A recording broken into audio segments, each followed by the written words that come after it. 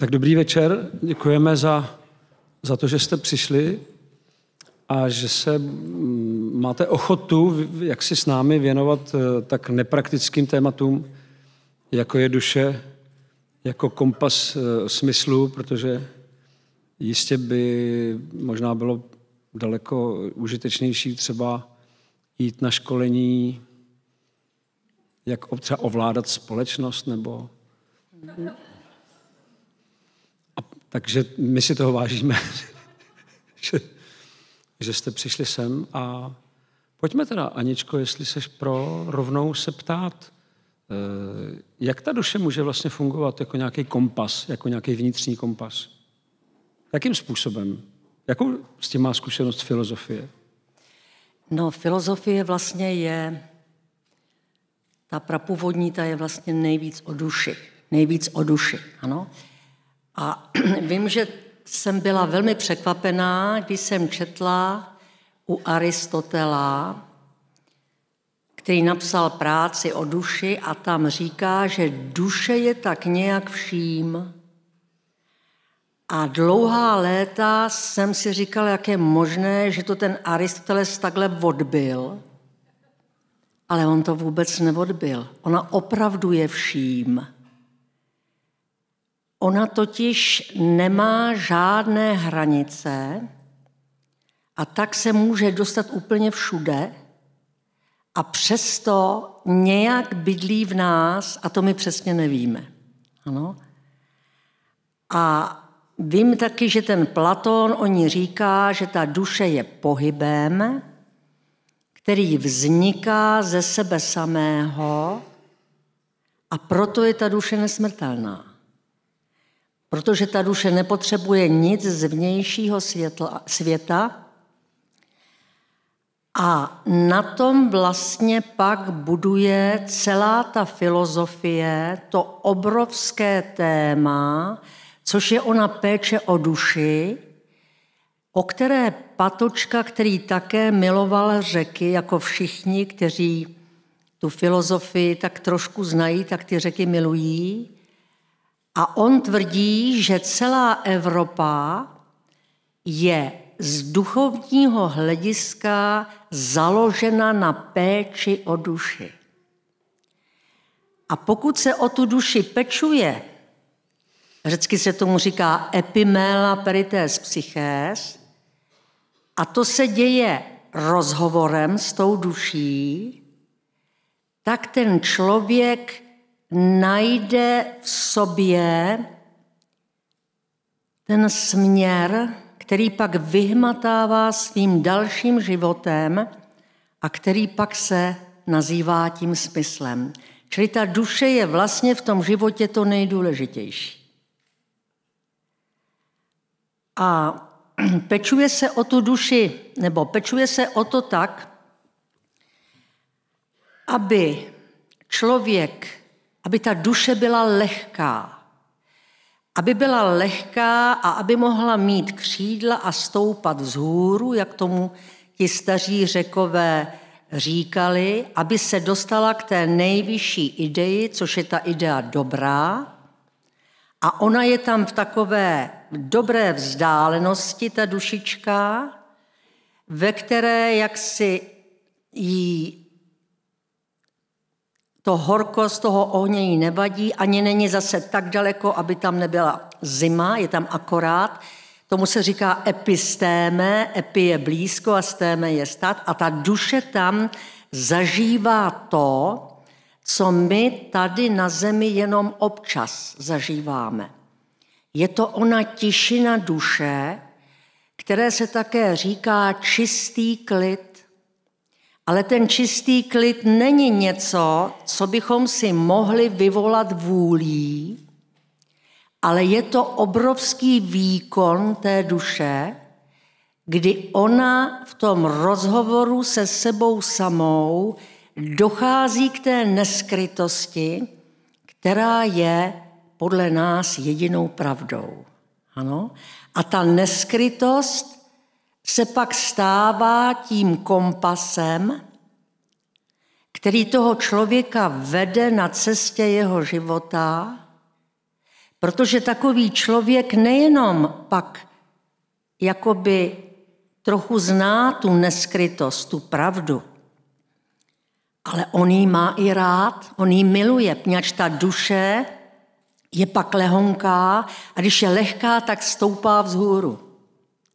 A dostává se pak do toho azúra, že jo, tam nahoře, do toho nebeského klidu, ale to je ona tišina duše, kterou i my, lidé pozemští, můžeme občas prožívat za podmínky, že v sobě nosíme ten kompas, který nám ukazuje cestu k té pravdivosti, k té neskrytosti.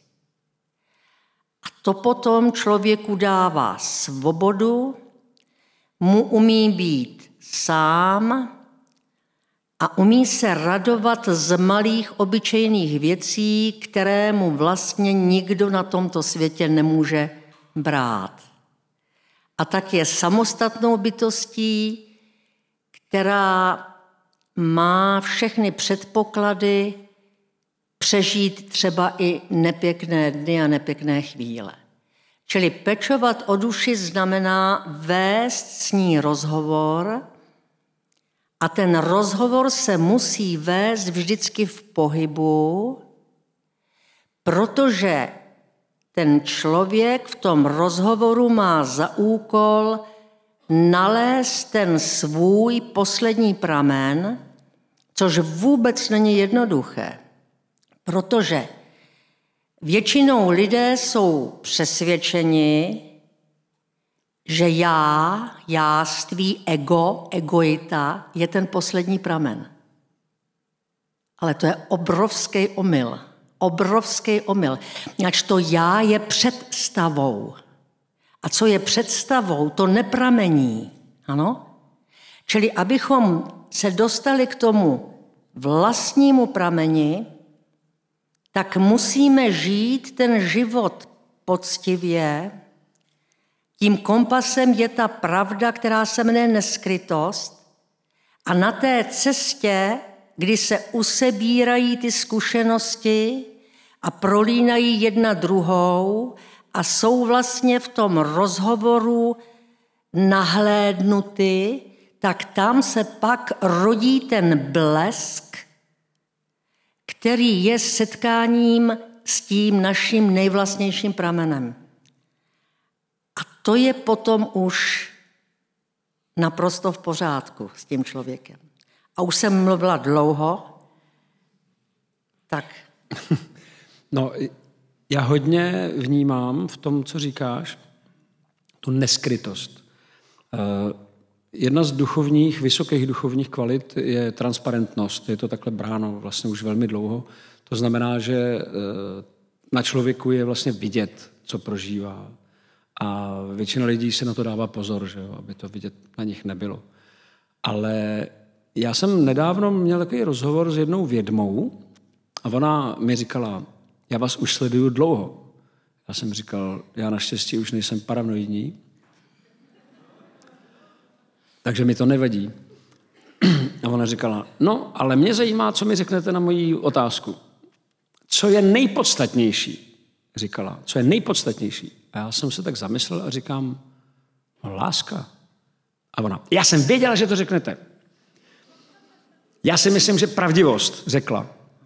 A já jsem se zase nad tím zamyslel a říkal jsem jí, to je zvláštní, co říkáte, protože když by se člověk podíval na existenci v její celistvosti, to znamená, že musí vzít v potaz i existenci mimo to tělo, jo, existenci člověka a duše mimo fyzické tělo, no tak je to určitě láska. 100%, jo, protože zvlášť po smrti, nemyslete si, že po smrti je nějaká skrytost. To opravdu ne.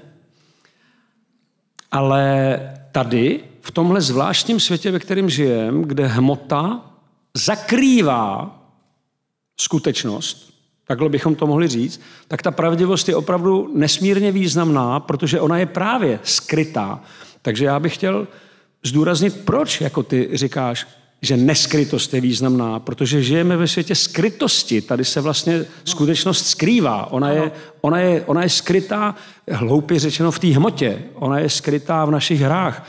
Ona je skrytá v tom egoismu, o kterém ty mluvíš. Jo? Ona je skrytá v naší vůli, v naší touze ovládat svět, jo? V naší potřebě něčím se stát, v tom, k čemu jsme vedeni.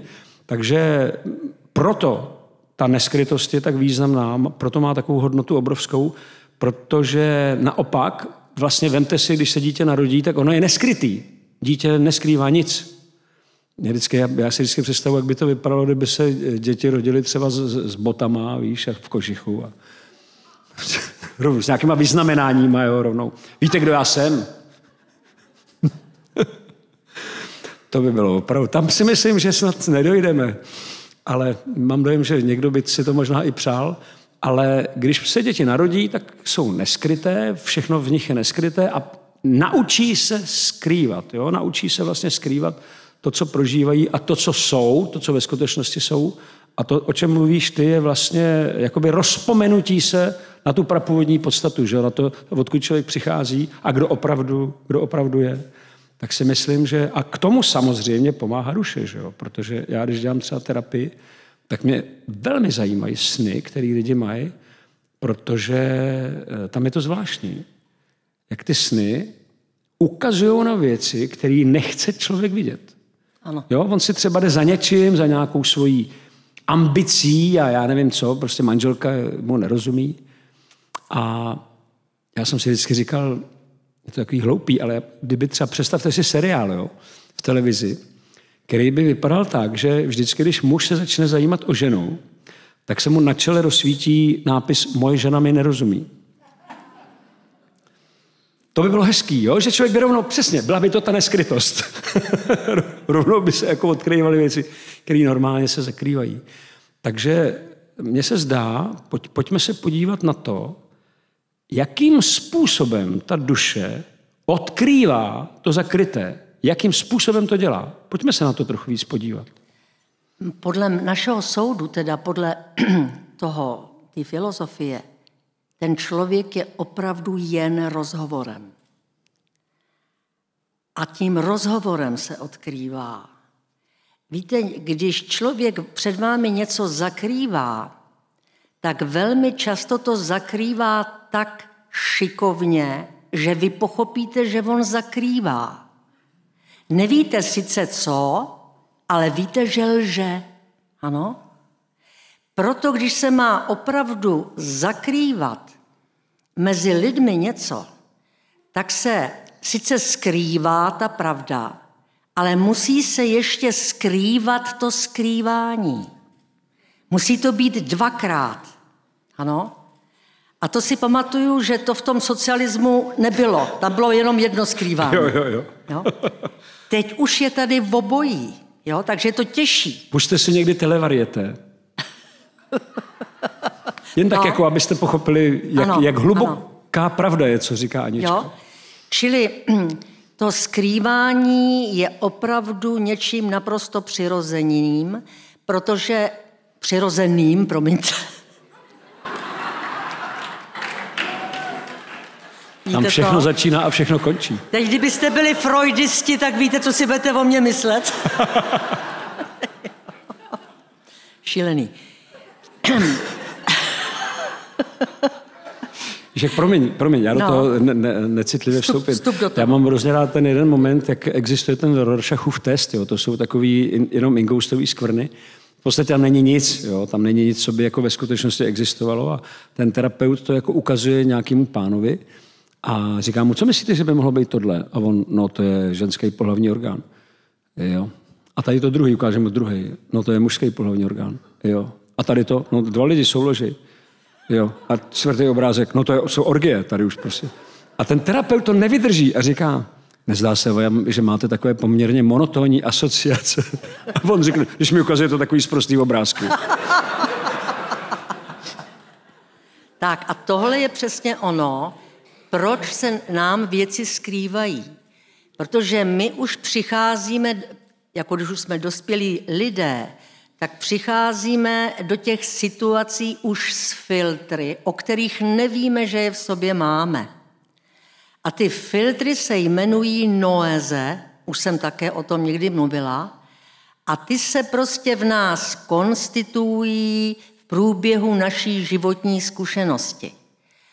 A proto potom ten Rorschachův test opravdu otevírá tu skrytost u toho člověka, který opravdu řekne, co tam jako poprvé vidí. Ano?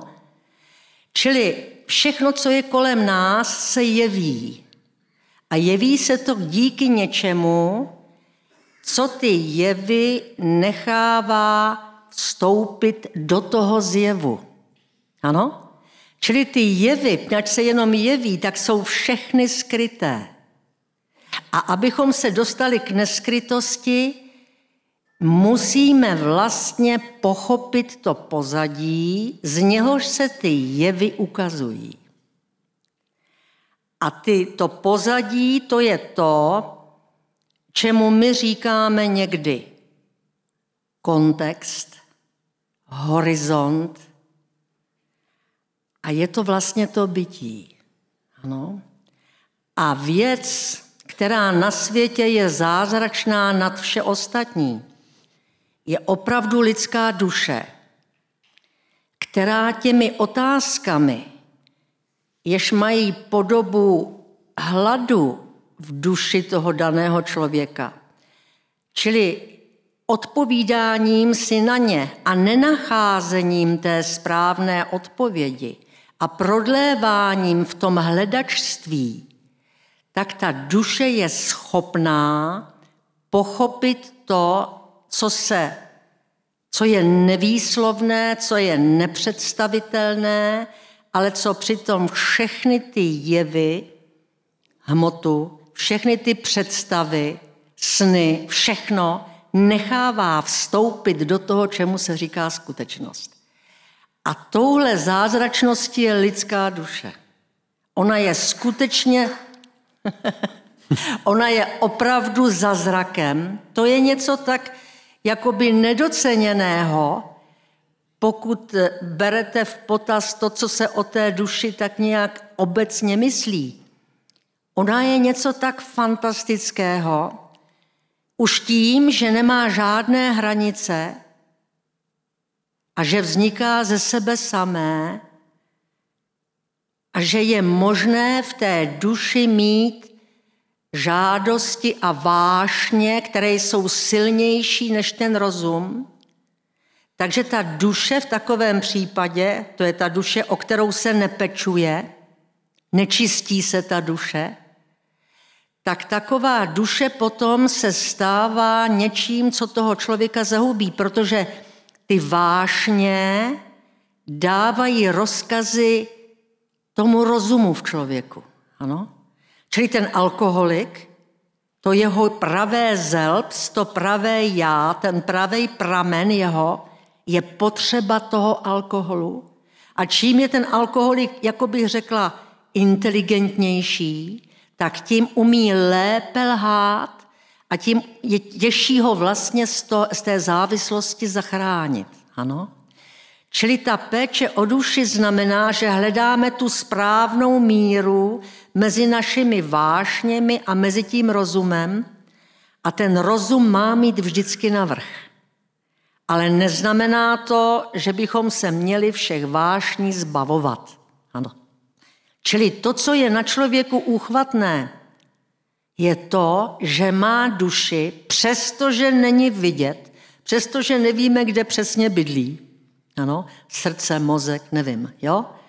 I když Platon to měl na 3 části, v hlavě byl logistikon, to byl rozum, v srdci byla odvaha a v játrech byly ty vášně. Ano?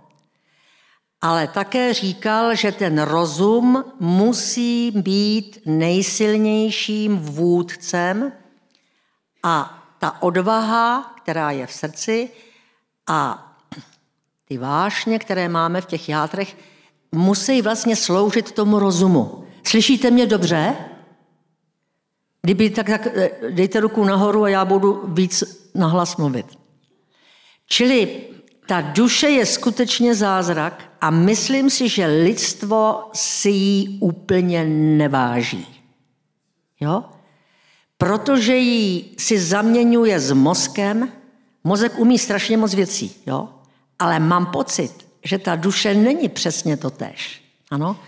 Ona je totiž něco, co daleko přesahuje všechny rozumové schopnosti v tom větření, jak jsme o tom minule mluvili. V tom postřehování, které v sobě na své životní pouti předpřipravujeme tím, že řešíme tisíce a tisíce problémů každý den a pak tam vzniká ono usebírání, které je korunováno tím uvlastněním a to uvlastnění je vlastně setkání člověka s tou duší, s tím pramenem v tom životním pohybu, kdy přichází to poznání tím bleskem a pak vlastně celý ten život, ta vzpomínka na ten blesk, který se samozřejmě opakuje v různých situacích, pak ten člověk z toho má ten nejlepší kompas. A to už jsem zase říkala moc. Ne, to vůbec ne. Ale mě celou dobu napadá, že možná stojí za to upozornit ještě na jednu věc, jo, o které jsme se tady nezmínili. A to je to, že my jsme pořád uvnitř duše. Že totiž fyzik může si pěstovat představu, že on vezme hmotu mimo sebe a něco s ní dělá. Matematik. Jo? Může si představit, že tady nějaká matematika, tam má nějaký zákony a on něco dělá s tou matematikou. Ale duše, jak chcete vystoupit z duše? To přece není možný. Jo? My uvažujeme o duši uvnitř duše, což si myslím, že je důležitý, myslím i v tom smyslu, že to je velmi základní metodologické omezení. Jo? A mně se to právě líbí, že člověk je v situaci, kdy je velmi omezen. V podstatě to postřehování je limitovaný tady tím, protože jak já můžu vědět, jako jestli mi to říká moje ego, jestli mi to říká moje duše, duše je potichá, to přece víme, takže se člověk musí stišit, aby ji vůbec uslyšel. To se mi zdá ohromně zajímavý a proto se mi líbí to, co říká ten Jung. On to hodně zjednodušuje. On říká, pokud bych o duši byl vůbec schopen něco říct, pak je to orgán, kterým postřehujeme smysl. A zdá se mi, že dnešní doba je fantastická v tom, jak je nesmyslná. Dneska je opravdu jako velmi těžký objevit něco, co dává smysl. Jo? Říkal mi jednou nějaký chlapík, co to je absurdita. Jo? Bavili jsme se o tom, co je absurdita. A on říkal, bylo to ještě za komunismu. A on říkal, já ti řeknu, co je absurdita. Jo? Absurdita je, když venku je minus 25 stupňů. Ty si vemeš kožich, boty, dobře se oblíkneš. Pak jdeš přes půl města v noci. Přijdeš do nějakého domu, je to panelový dům. Zazvoníš a otevře ti spocený chlap v trenýrkách. To je absurdita. A pokud to někomu připadá normální, tak neví, co je duše. Protože ta duše se ptá, co to je? Co to je, že v prostoru, kde je minus 25 stupňů, někdo je doma, má otevřený všechny okna, má trenýrky a je spocenej prostě, jo. To, když si domyslíte tady to všechno, co je kolem toho, tak vidíte jenom nesmysl a to se neptám jako na to, co dneska zažívá člověk, který čeká na tramvaj, nebo si myslí, že vlak ho od někud někam jako veze, anebo dokonce sedí v kanceláři, v open space, u počítače a myslí si, že něco jako dělá.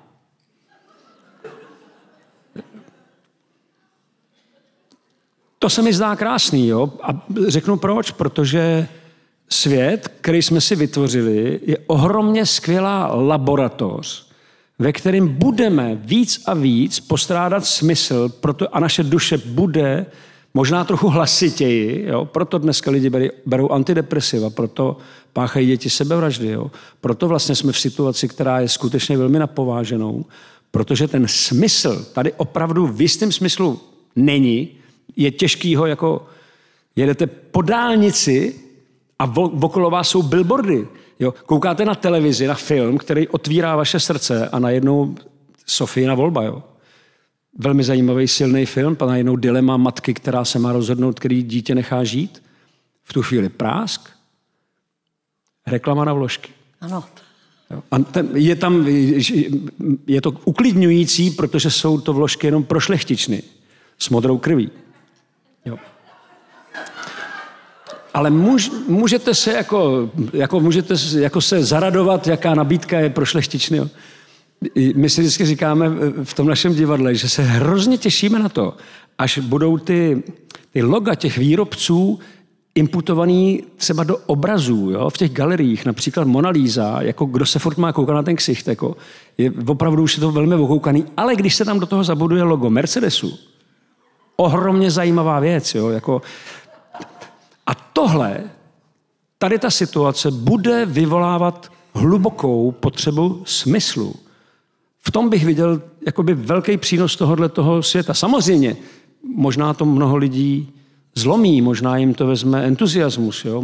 Možná je to, jak si obere o jejich energii, ale z druhé strany, uvnitř duše, v bezduchém světě, budeme duši přece postrádat. Nejvíc. Mm-hmm. Děkuju. Ten smysl totiž, to je něco, co není od počátku jasný v člověku. Ten člověk tím životem ten smysl jakoby vytápává. Ze všech těch zkušeností, výher a proher a přitom současně ale otevírá v sobě ten pramen, který vždycky v tom smyslu musí být. Patočka třeba řekne, že bez absolutního smyslu se takřka nedá žít. A to je pravda, ano. Ten absolutní smysl samozřejmě přinášejí různá náboženství, mají svého Boha, ale v té filozofii ten smysl se musí rodit v tom životě, že člověk poznává sebe samého. Ano? Smysl není to samé, co cíl života. Ani účel. Proto Patočka řekne, že ta vědotechnika a celá i ta věda, i ta technika, že ona vlastně nemá smysl. Ona má jen cíle, o kterých se ví, ke kterým se směřuje tím plánováním, ale ten smysl, který je opravdu dobrý smysl, musí mít v sobě to absolutno. Ano? Což v té filozofii je to třeba bytí a v tom životním smyslu musí také být, že my vytápáváme to neskryté, které je poslední, nejdůležitější a nejpodstatnější a vlastně se tím životem k tomu smyslu jako tím blouděním, které je naším lidským údělem, se stále více přibližujeme. Ti staří už ho mají, ti už vědí, co to je. Ano? A ti mladí, když se dívají jen do těch mobilů, tak oni vlastně vedou rozhovor s těmi obsahy, které jsou podsouvány jejich myšlení a oni ten svůj smysl vlastně vůbec ani nemohou hledat. Ano? To jejich myšlení jakoby je naplňováno obsahy, které jsou vtipné, které mají v sobě napětí a tak prostě se pořád dívají do těch mobilů a pak jsou teda v těch bublinách, které jim taky dávají to sebevědomí. A pak, když se najednou ocitnou v situaci, která je otevřená v tom smyslu jako lehce tragickém, tak okamžitě se rozpustí jako vločka sněhu. Proto se jim říká sněhové vločky. Ano. Ten smysl je opravdu dán jenom tím rozhovorem, který musí být pravdivý. Proto ta pravda je opravdu podle nás víc než ta láska. Ano, protože je skrytá. V tomhle světě je skrytá. A možná víš co, když mluvíš o tom nejzazším, o tom absolutním smyslu, tak mě tam k tomu hodně napadá a naskakuje ta yoga.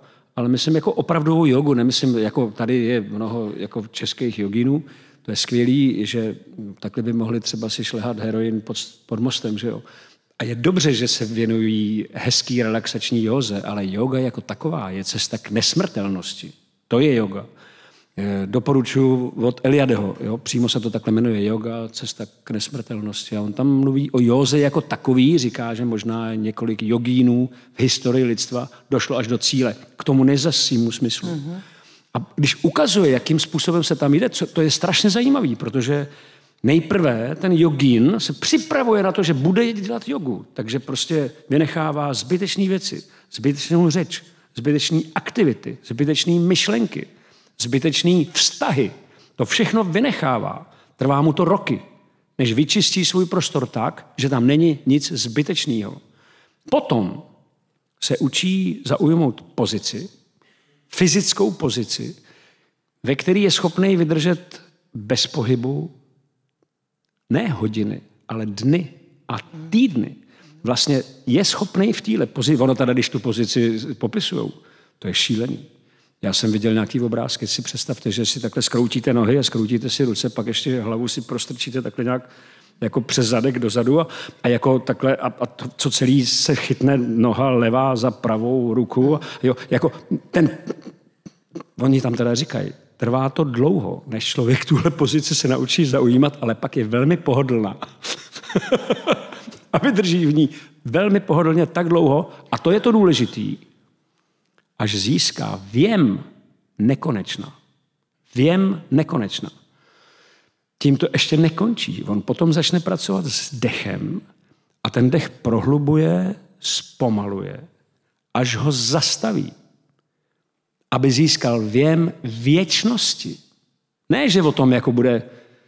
On mě ten Eliade pak uklidnil na závěr. Říkal, takhle, existují i tradice, které říkají, že téhož je možno dosáhnout i rozjímáním. To mě uklidnilo, páč jsem si říkal, to bych se mi fakt úplně nechtělo, jako zaujímat tyhle ty pozice a potom, abych získal věm věčnosti, ale podstatný na tom je, proto o tom mluvím, podstatný na tom je, že tím vším, čím ten jogin prochází, dostává se do stavu, který jakoby popře vše, co přináší život, pohyb, zábavu, práci, vztahy, rozptýlení. Jo. To všechno ten jogín prostě vygumuje. A dostává se do stavu, který nápadně připomíná vlastně smrt. A pak teprve může zažívat samadhy. Jo. Pak teprve se může vlastně dostávat do těch stavů, ve kterých, jak říká ten Eliade, překonává lidský úděl. A tehdy mluvíme asi o nejzazším smyslu. Že jo. To je ten moment. Mm-hmm. A co z toho má? On z toho má vlastně právě tu nesmrtelnost, víte. On z toho má to dosažení toho překonání lidského údělu, protože ono se zdá, že lidský úděl spočívá v tom, že jsme vrženi do prostoru nebo časoprostoru, který nás jako tlačí. My neuvědomujeme si většinou, že vše, co si myslíme, co prožíváme, co cítíme, se nám vrací. My si neuvědomujeme, že jsme vlastně v hermeticky uzavřené nádobě, protože tady máme spoustu lidí a můžeme do nich promítat svoje pocity, svoje názory, svoje přesvědčení. Tamhle to je idiot, tenhle ten mi nerozumí, moje manželka mi nerozumí. Vždycky s Aničkou se mi to takhle rozsvěcí, ten nápis. A vlastně tato hermeticky uzavřená nádoba, kterou si neuvědomujeme, nám vrací veškerou naší aktivitu zpět. A ten jogín tomuhle jde vstříc. Ten náš život, tak jak ho vedeme, nás pořád odvádí od téhle skutečnosti. Ten jogín udělá pravý opak. On eliminuje veškerou zbytečnost, aby si uvědomil, že tato hermeticky uzavřená nádoba mu vrací každý pocit, každý prožitek, každou jeho aktivitu a tím se dostane k samadhi, to znamená k božství v praktickém slova smyslu, ne, že o tom jako přemýšlí, jo, ale že to cítí, že to prožívá, ponoří se do toho a proto překoná lidský úděl. Proto on se dostává mimo čas, mimo prostor A v tomto smyslu byli ty lidi vždycky braný jako nesmrtelný. Jo? Taky, že možná jste slyšeli někdy o karmě, tak u těchto lidí se mluví o tom, že ta karma je vygumovaná. Už prostě neexistuje. Ten člověk vlastně žije v přítomnosti a nevytváří žádný další karmický uzly, protože ví, že to je zbytečný. Proto, teda jestli je to odpověď na vaši otázku. Není, nevadí. Musíte si najít jinou odpověď.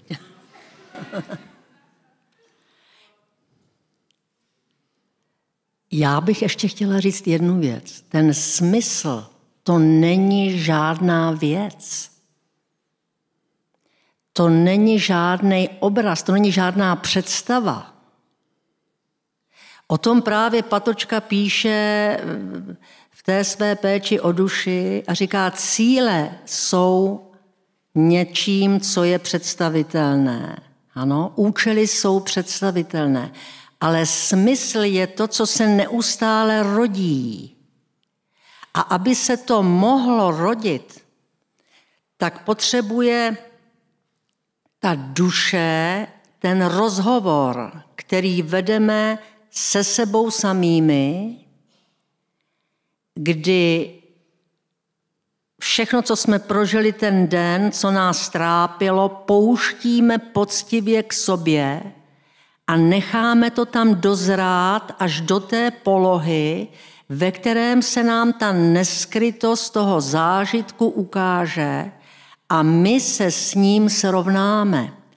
To, co poznáme, toho se pak už nebojíme. Bojíme se toho, co jsme nepronikli, co jsme nezahlédli i uvnitř. Ano? Čili když je člověk k sobě opravdu upřímný, pouští k sobě to, čeho se bojí, jak říkal taky Pierre teď, v tom uzavřeném prostoru se k nám všechno vrací. Ano? Čili jakmile jsme na cestě toho života, tak ten smysl my nějak už větříme od počátku. A těmi životními zkušenostmi se zpřesňujeme v tom smyslu. Ale tohle to je proces a tomu se říká život. Tohle je život. Ano? Čili smysl není něco, co má definici, co má obraz a co můžeme ve škole předávat jako zákony ve fyzice. To je něco, co se v tom člověku může akorát rodit, probouzet. A to probouzení a to rození se děje jenom tehdy, když ten daný chlapec nebo ta holčička má v sobě tu, jak jsem takhle už taky říkala, ten nedostatek toho pravdivého, a já přitom nevím, co to pravdivé je, ale ten nedostatek cítím. Čili já mám hlad po pochopení toho podstatného smyslu. A pokud ten hlad v sobě mám, tak z té privace, tak se jmenuje tento stav, se rodí ty otázky. A ty otázky jsou něčím, v čem dlouho prodléváme, poněvadž odpověď nepřichází hned. I ta cesta k té odpovědi se cizelizuje těmi zkušenostmi, tím usebíráním, dlouhým usebíráním a teprve pak, když dozraje ten proces toho usebírání, tak přichází ten vhled, ve kterém se jako blesk ten smysl ukáže. Ano? Ale pak zase vstoupíme do situací, které nás úplně jako, řekla bych, sežerou tou svou zvláštností, kdy na sebe zapomínáme a žijeme představami, které o nás mají ti druzí, abychom se jim zavděčili. Ano?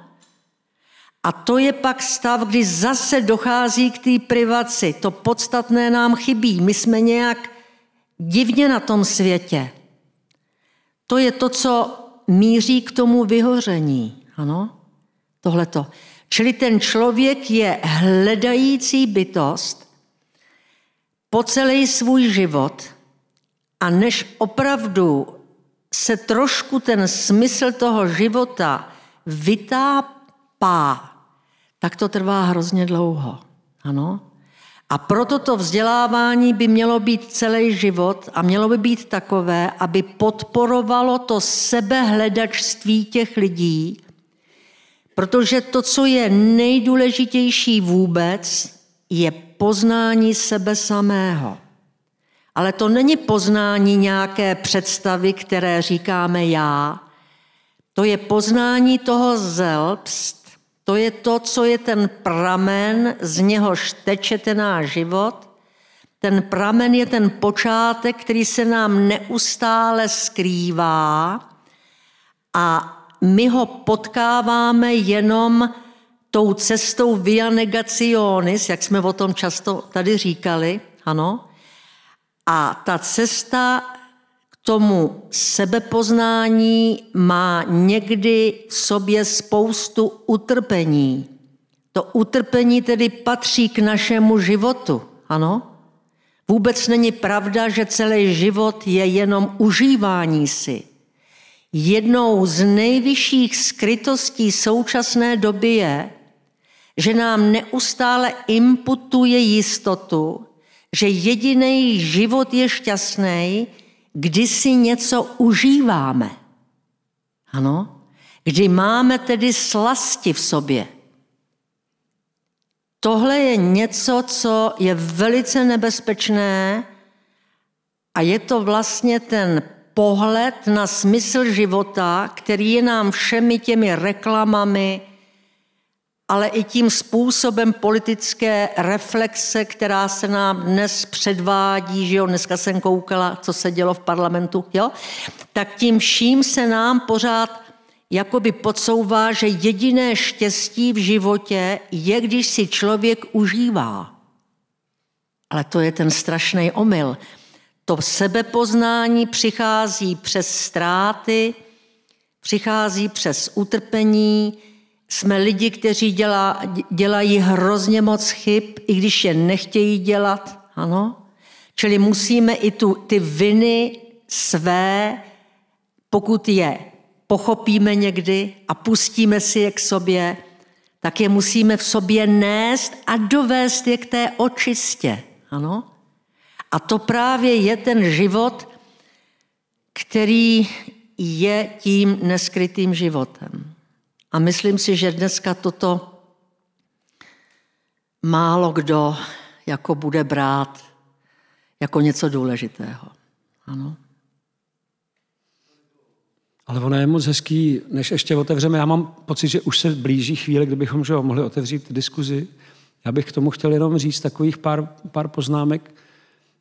Někdy není špatný jenom se dívat na ty slova, co nám vlastně říkají. Třeba zastupitel, jo. Je někdo, kdo vás zastupí. To slovo to říká jasně. Jo. Nemůžete čekat, nic jiného nemůžete čekat. Jo. Ještě mu dáváte hlas a házíte ho do urny. Co se divíte, jo? Že to je takhle. Jo? Já mám hrozně rád, jako když se pořádně podíváte na reklamy, tak zjistíte, a to nám málo kdy dojde, jo? Že teprve my máme dobře vyčištěný zuby. Jo? Chudáci naše rodiče. Chodili se stesákama prostě strašně zanesenýma nějakým hnusem. Jak mohli žít vůbec takhle? Jo? Nikdy neměli vypraný prádlo. Jo? Teprve teď je opravdu bílé prádlo. Teď skutečně jsou auta bezpečná. Teď opravdu jako naše matky ve svých dnech prostě měly nějaký brikety, prostě jo. Teď teprve je to lehkost, jo, krása, nádhera. A když se na to podíváte z tohohle úhlu pohledu, tak skutečně ta sugestce, že konečně jsou, já totiž víte, co miluju, když mluvíte se schizofrenikama. Totiž schizofrenik je člověk, kromě toho, co všechno ještě nese v sobě, on tohle bere úplně doslova.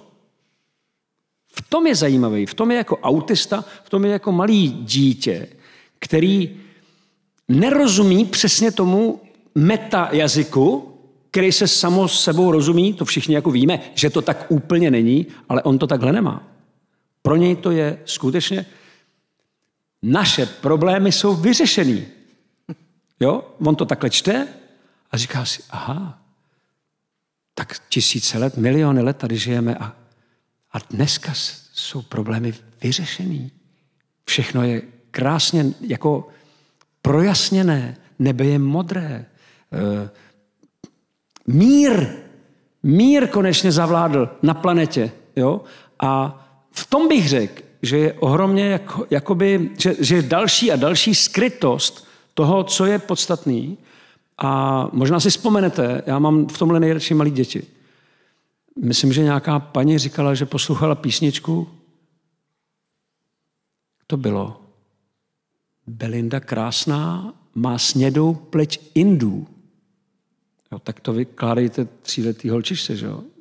Tato slyšela, že má snědou pleť Indů. Jo. Ona do 15 let si myslela, že pletinda je teda jako ženský pohlavní orgán. Jo. Pak to četla někde napsaný a pochopila. Pak říkal mi kamarád, jo, že byl v kostele se svojí dcerou. Teď zpívali, myslím, píseň Ježíše záštita má. Ježíše záštita má. A ona, holčička, zpívala vášnivě. Tak si chtěl poslechnout, jak dobře intonuje a slyší, jak ona zpívá Ježíš je zlá štika malá. Já si třeba pamatuju, že nevím, jestli si vzpomene někdo na píseň, kterou by si zpíval Neckář nebo kdo, že se blíží jaro, to tam je bláto. Jo. No jenže já jsem myslel, že to tam rovná se bláto, že to je stejný. Jo. Jenom mi bylo divný, že bláto jsem věděl, ale že se tomu říká to tam, to jsem... Pak ještě vím, že hodně mě brala nějaká píseň, kde bylo něco Ústa dívky Dáši. Jo, to zpíval, myslím, takový ten s tím hlubokým. Ústa dívky Dáši. No, já jsem měl stadívku Dášu. To byla stadívky Dáši. Prostě. Nebyla nějaká jen tak obyčejná dívka, to byla stadívka prostě. Jo. A tohle je vlastně to, co na jednu stranu jako realitu zakrývá, ale na druhou stranu ji odkrývá. Já si myslím, že to bychom taky měli zdůraznit, jo. Že oni ty věci jsou fakt jako paradoxní. Že čím více to zakrývá, tím více to odkrývá, čím více to odkrývá, tím naopak se to samo zase skrývá. Jo. Ono to hraje takovou velmi zvláštní hru s námi a ten náš rozum prostě na ní nestačí. Jo, to je to, co ty říkáš.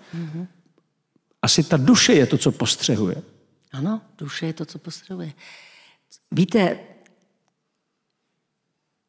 ona, ta moudrost u těch Řeků je věděním nevědění.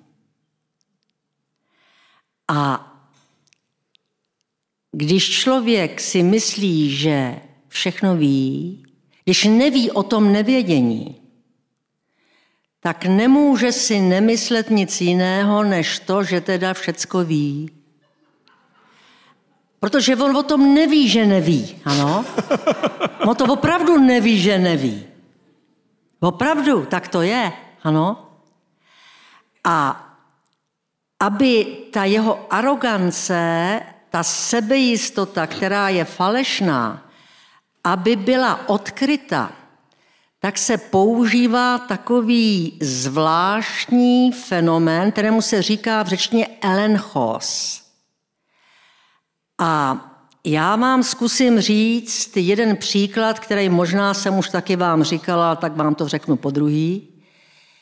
Co to ten elenchos je? To je vlastně vyvrácení té jistoty u toho arrogantního člověka, vyvrácení tím, že s ním vedete rozhovor, který můžete vést jednak slovy, jako teď, anebo beze slov činy. Ano? A o jednom takovém elenchu vypráví z Lukášova evangelia taková část, která se jmenuje 2. míle. Neříkala jsem vám to už? Myslím, že ne, to byste hlásili.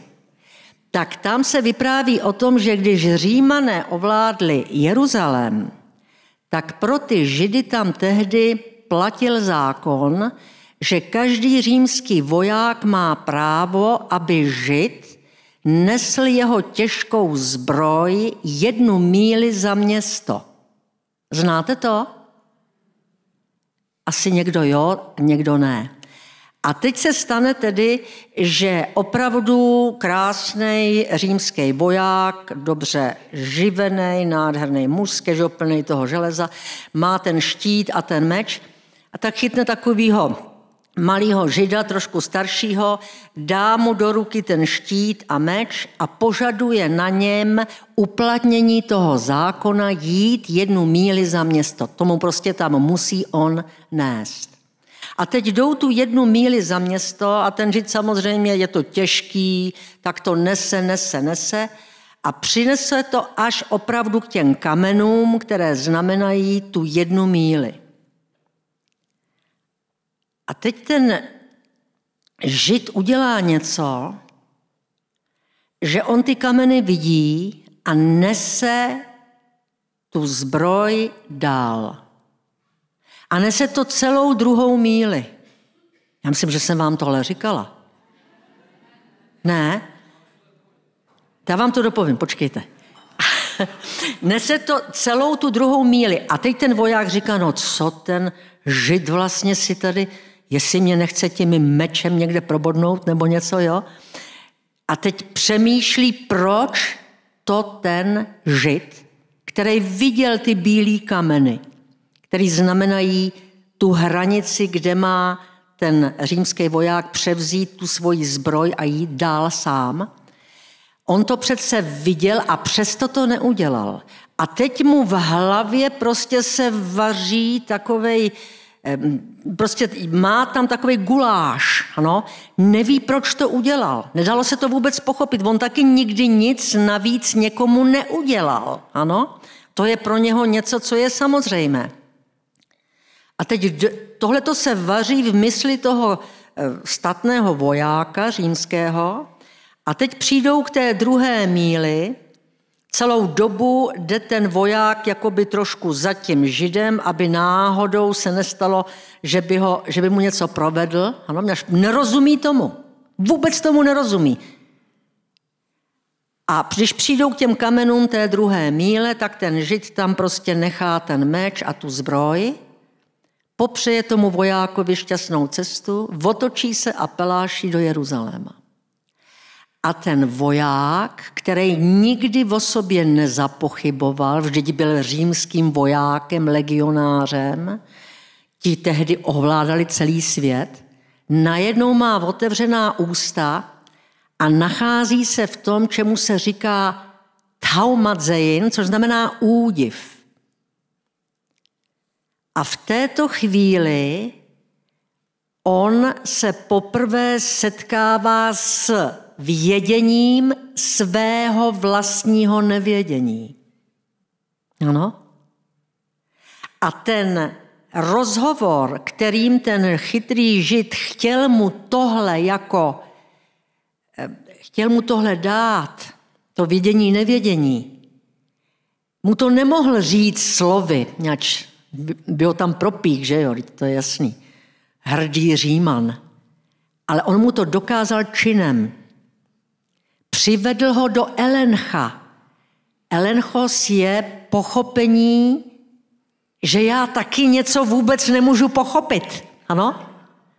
A že to, co nemůžu pochopit, je taky to, co patří k tomu lidskému životu a co potom v tom životě takového člověka tvoří i to, že je opravdu vnitřně pokornej, nedělá to jenom vnějškově, ale je zevnitř probuzený k vědění, nevědění, které právě je tím momentem, ve kterém se zahlédá ten blesk, jenž osvětluje temnotu té cesty životem, který ale není věcí, není předmětem, není definicí, není obrazem, ale je jasně postřehován a to je ten smysl toho života pravdivého. Ano? A tohle to má za úkol do té společnosti vsouvat dobrá kultura, dobré filmy, dobrá divadla, ano? Aby v lidech probouzeli to vědění o svém nevědění. Ale dnešní člověk si myslí, že vědění je pouze tezaurací informací. Ano? To je ta největší pitomost, která se nám dostala do toho našeho života, měč toto vědění je vědění celku, který nemá žádné okraje. A tento celek je tím, co se rodí jenom v té fantastické lidské duši, ale jen z napětí opravdového tázání, které se rodí z toho hladu po té neskrytosti, po té pravdě, protože to člověk v tom svém životě často potkává. Ano? Čili chtěla jsem jen říct, že opravdu podstatou člověka je rozhovor, který koná se sebou, s polis a s kosmem. A všechny tyto 3 rozhovory se mají usebrat a uvlastnit v tom, čemu se říká smysl života. A pak člověk občas cítí to, čemu se říká čistý klid, který je vlastně nejvyšší praktičností, protože vlastně se rodí ze všech těch praktických otázek a problémů, na které ten člověk hledal odpověď a dlouho ji nenalézal, ano, až pak ji potkal, ale ona se mu představila jako blesk, který rozčísne tu temnotu, ve které ten člověk žije, vlastně podstatnou část svého života. Tyhle chvilky jsou tím setkáním s tou neskrytostí a jsou současně tím sebepoznáním. Teď jsem zase byla jako kantorka, já se omlouvám. Aničko, ale teď si mě úplně teda fakt, musím říct, osvobodila z jedné mojí takové představy. Já jsem si vždycky říkal, že až umřu a budu mít možnost se ptát na věci právě, který tady jsem na ně odpovědi nedostal, tak já jsem zrovna dneska o tom mluvil se svýma dětma, já jsem měl připravenou jako první otázku, kam běžel ten voják. Jo? A rád bych to vysvětlil. My jsme kdysi jeli s divadlem z nějakého zájezdu v noci. Bylo asi 2 hodiny ráno, vepředu seděl Viktor, řidič, a Jarda seděl vedle něj a já jsem tam vzadu spal v tom autě. A najednou cítím, jak auto brzdí a slyším jejich rozhovor. A oni říkají, no zastavíme mu, ne? Ukázalo se, že ve 2 ráno tam někde stopoval voják. Aha. U té silnice, jo. A tak se brzdí, že jo, než jsme zabrzdili, tak jsme o 100 metrů vojáka předjeli, já jsem teda udělal místo v autě, odvíral jsem mu dveře, aby teda si mohl jako nasednout a voják se rozběhl k nám. Běží, čekáme, že běžne k nám, sedne si do auta. Ne, voják běží dál, přeběhne to auto a mizí ve tmě. A já myslím, že jsem tenkrát řekl, na tohle každý vysvětlení je krátký. Byli jste v Elenchu.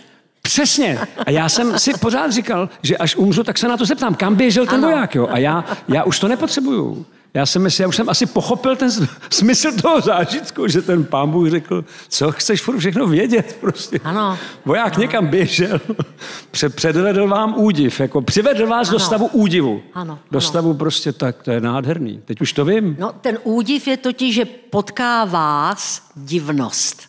Jo? Představte si, vy jste třeba premiérem vlády a víte všecko a teď potkáte divnost. No. To už musí být velká divnost. A to musí být velká divnost, ale může se to stát a on by v té chvíli se osvobodil od té důležitosti toho premiérství a mohl být na chviličku v tom klidu, který je čistý, je to ta tišina té duše, ve které je na světě dobře. Ano? Jinak se musí pořád do nějaké té role jako vsouvat, že jo, a aby ti, kdo ho poslouchají, aby mu alespoň dávali tu masku té důvěry, ano, aby to prostě bylo tak, jak on si to představuje. Aničko, No. promiň, já ti do toho teď musím vstoupit, protože mě si připomněla jeden vtip, který mám skoro nejradši. Jak na kraji propasti sedí vrabec. Vrhne se dolů do té propasti, takhle drží ty křídla, letí jak střela, prostě těsně takhle, když přiletí na tu zem, tak prostě roztahne ty křídla, jo. Vyletí zase nahoru a zase znovu, jo, padá tam. Okolo letí orel a říká, hele, vrabec, jako, co tady to, jako provádíš? A on, no, co by, jako, mám pohodu, ne? Tak si tady tak blbnu, jako, fakt. No, tak můžu s tebou. Co by ne? Tak orel a vrabec takhle prostě lítají, jo, dolů a nahoru a okolo jde slon. A říká jim, hele, vrabec, hele, orel, co tady tak jako, co, tak jako mám pohodu, no, jak se tak jako blbnem, můžu s váma? Co by ne? Skočej, letěj, že jo. A teď už se blíží ta země a v tu chvíli se ten vrabec otočí na toho slona a říká, ty máš ale fakt pohodu. To by možná potřeboval ten premiér. Něco takového. Tak otevřeme tu diskusi. Mm-hmm.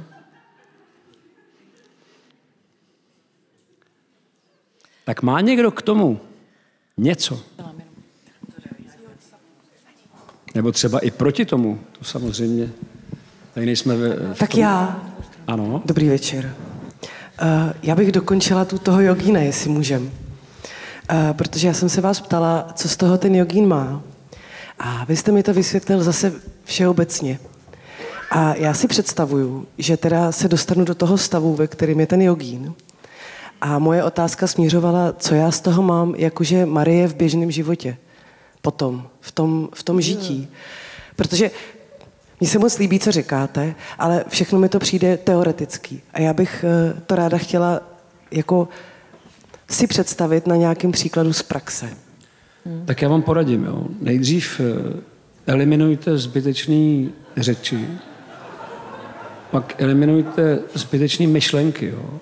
A to bychom tady, Pierre, nemuseli teď být. Pak eliminujte zbytečné aktivity. Jo. Potom zaujměte tu pozici, o které jsem mluvil. Najděte, je jich hodně. Jo. Několik let se trvejte v téhle pozici, až získáte věm nekonečna. Jo. Potom prohlubujte dech, zpomalujte tep srdce, až získáte věm věčnosti. A potom se vám otevře samadhi a pak se nebudete takhle ptát. Tak dobře, děkuji. Ono se tohle nedá vysvětlit, víte?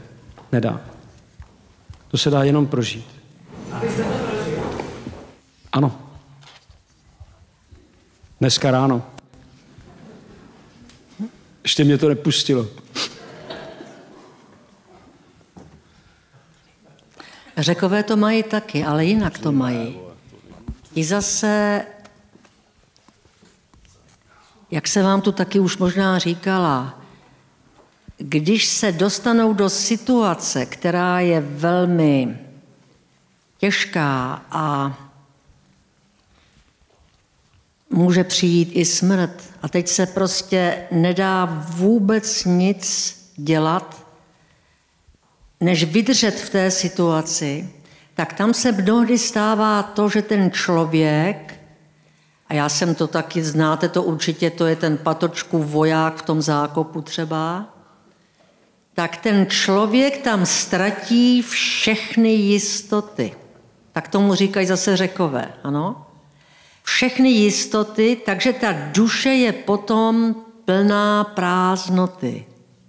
To je totéž, co se děje na tom východě před tím samádhí, ano?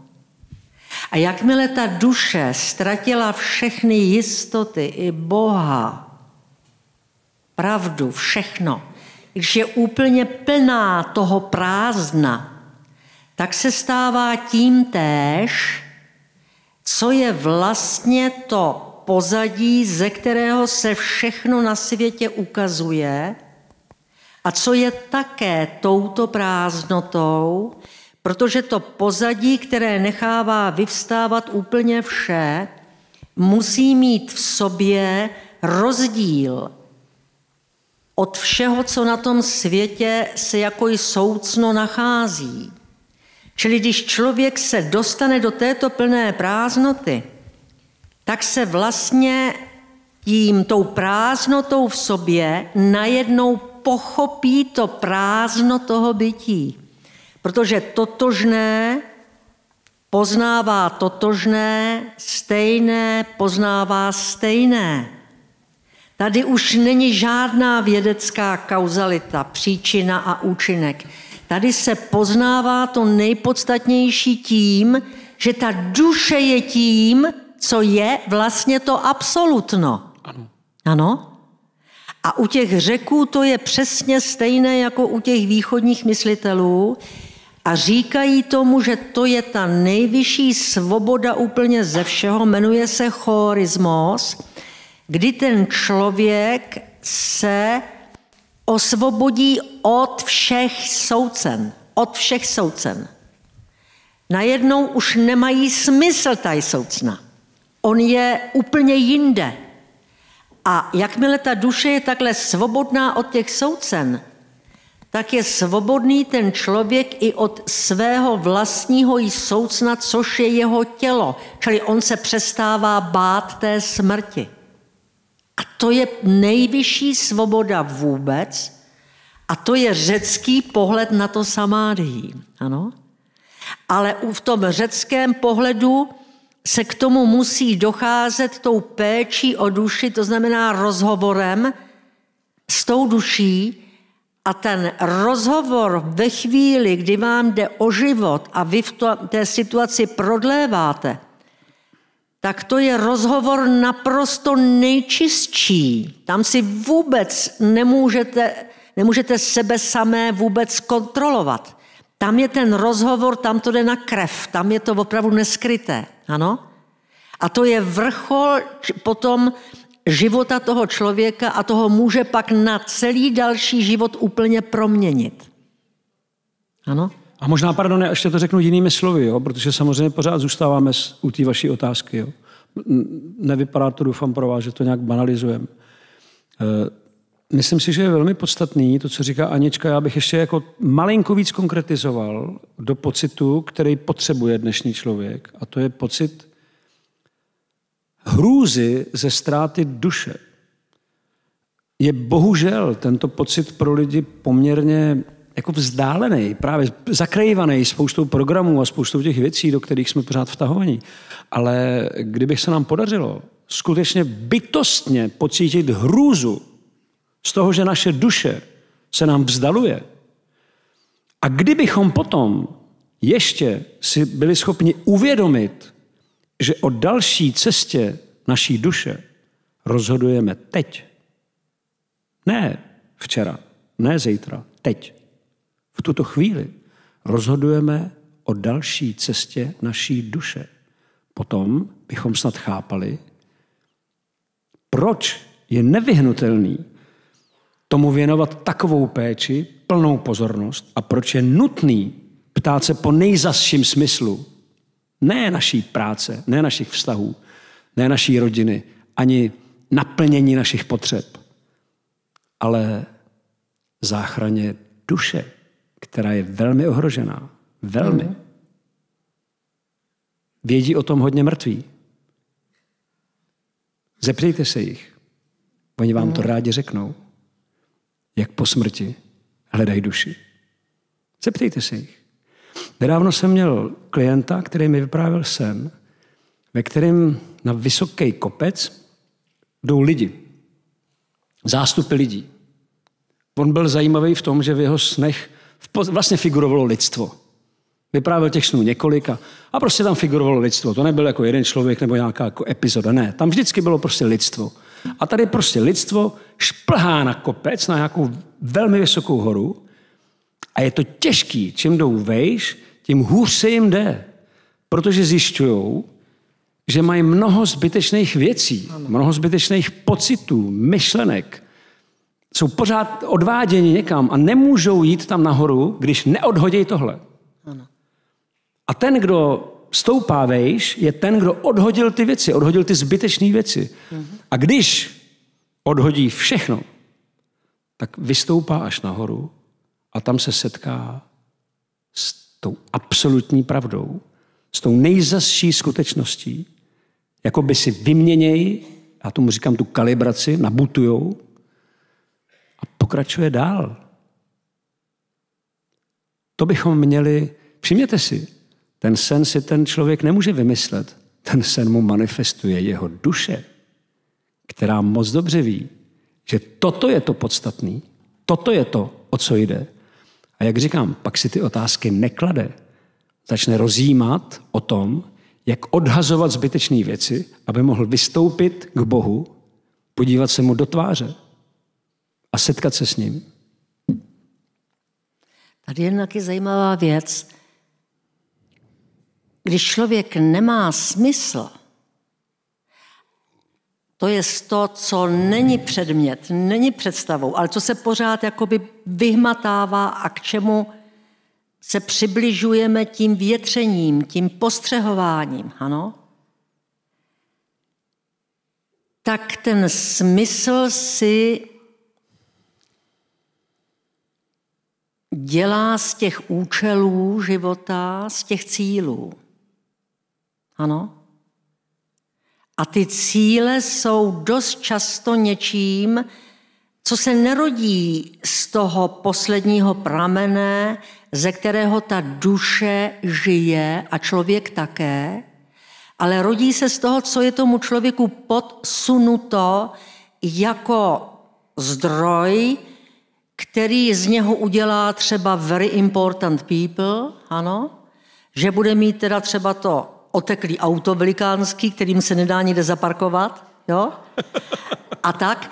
Čili tomu člověku se podsouvají vlastně ta osmyslnění, která jsou ale nepravdivá. A důsledkem, nevyhnutelným důsledkem toho, že ten člověk nežije z vlastního pramene a nesměřuje tedy k tomu, co musí neustále hlouběji a hlouběji poznávat, což je jeho osobní smysl, je ta frenezie současného života. Někteří lidé tak pracují, že se prostě tou prací úplně zničí. Jo? Oni totiž mají pocit, že v té práci je ten smysl. Taky bylo napsáno na těch vratech Arbeit macht frei, že jo? Jo? A říká Komenský, že jen hovado tohle dělá. Jo? Aby se tak zoufale prostě utrápilo tou prací. Ten člověk vlastně se stává orgiastickou bytostí, že on, protože nenachází ten smír, ten čistý klid a tu tišinu té dušičky, tím, že směřuje k tomu, čemu nelze nevěřit, měč na to přišel sám hrozně bytostným způsobem, tak on to zahání tím alkoholem, těmi drogami, tou prací, kterou prostě, jak říkám, proměnil na frenetickou práci a nutí do toho celou rodinu a všechny kolem sebe, ano? A tohle to je důkaz toho, že ten dnešní svět, že ti lidé velmi často ten smysl v sobě vlastně nepotkali. Ano? Proto potřebují se zabavovat. Proto potřebují tu hloupou zábavu, kterou nám teď třeba ta televize, ale i ta média, že jo, tak snadno jako předkládají jako duševní potravu, která je dobrá. Ano? Ten člověk prostě musí mít prostor na cestě toho života, aby se usebíral vlastním hledáním a tak nacházel to hledané.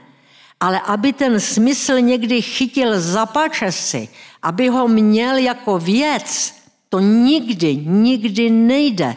To není pravda, to je hloupost. Ano? Ten smysl má pouze regulativní funkci.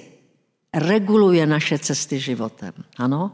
A my ho cítíme, my ho větříme, my se k němu přibližujeme, my ho potkáváme v hudbě, v malbě, v dobrých lidech, v krásných momentech, ale nikdy ho vlastnit nemůžeme. To nikdo vlastnit nemůže.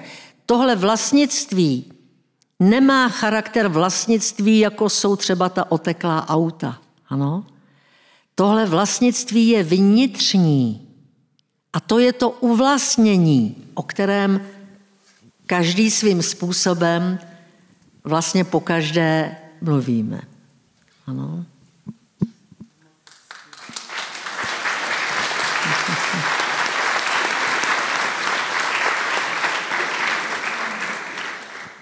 Tak ještě nějaký dotaz? Tady vidím, že se hlásí. Máme vzadu. Dobrý večer. Já bych se chtěl jenom zeptat, mně přijde vlastně hrozně zajímavý na těchto z těch debatách, jak je jako strašně jednoduchý trefovat se do té dnešní doby. A bavíme-li se jako o smyslu, tak ať už říkat prostě reklamy na vložky, oteklý auta a podobně a říkat, jak to prostě v tom Římě a podobně bylo jako skvělý. Ale... V Římě moc ne, v Aténách. OK, ale zajímá mě, kde se bere to sebevědomí říkat jako o téhle době, že je tak jako hluboce bezesmyslná a porovnávat to s nějakou historií a říkat, že ta jako byla hodnotnější. Ano. Ano. To je skvělý. To je krásná otázka, já vám taky za ní děkuju. Je to právě výsledek jednak toho, co tady říkal Pierre. Je obrovské množství dětských sebevražd. Je obrovské množství alkoholiků. Je obrovské množství lidí, kteří musí denně brát antidepresiva. A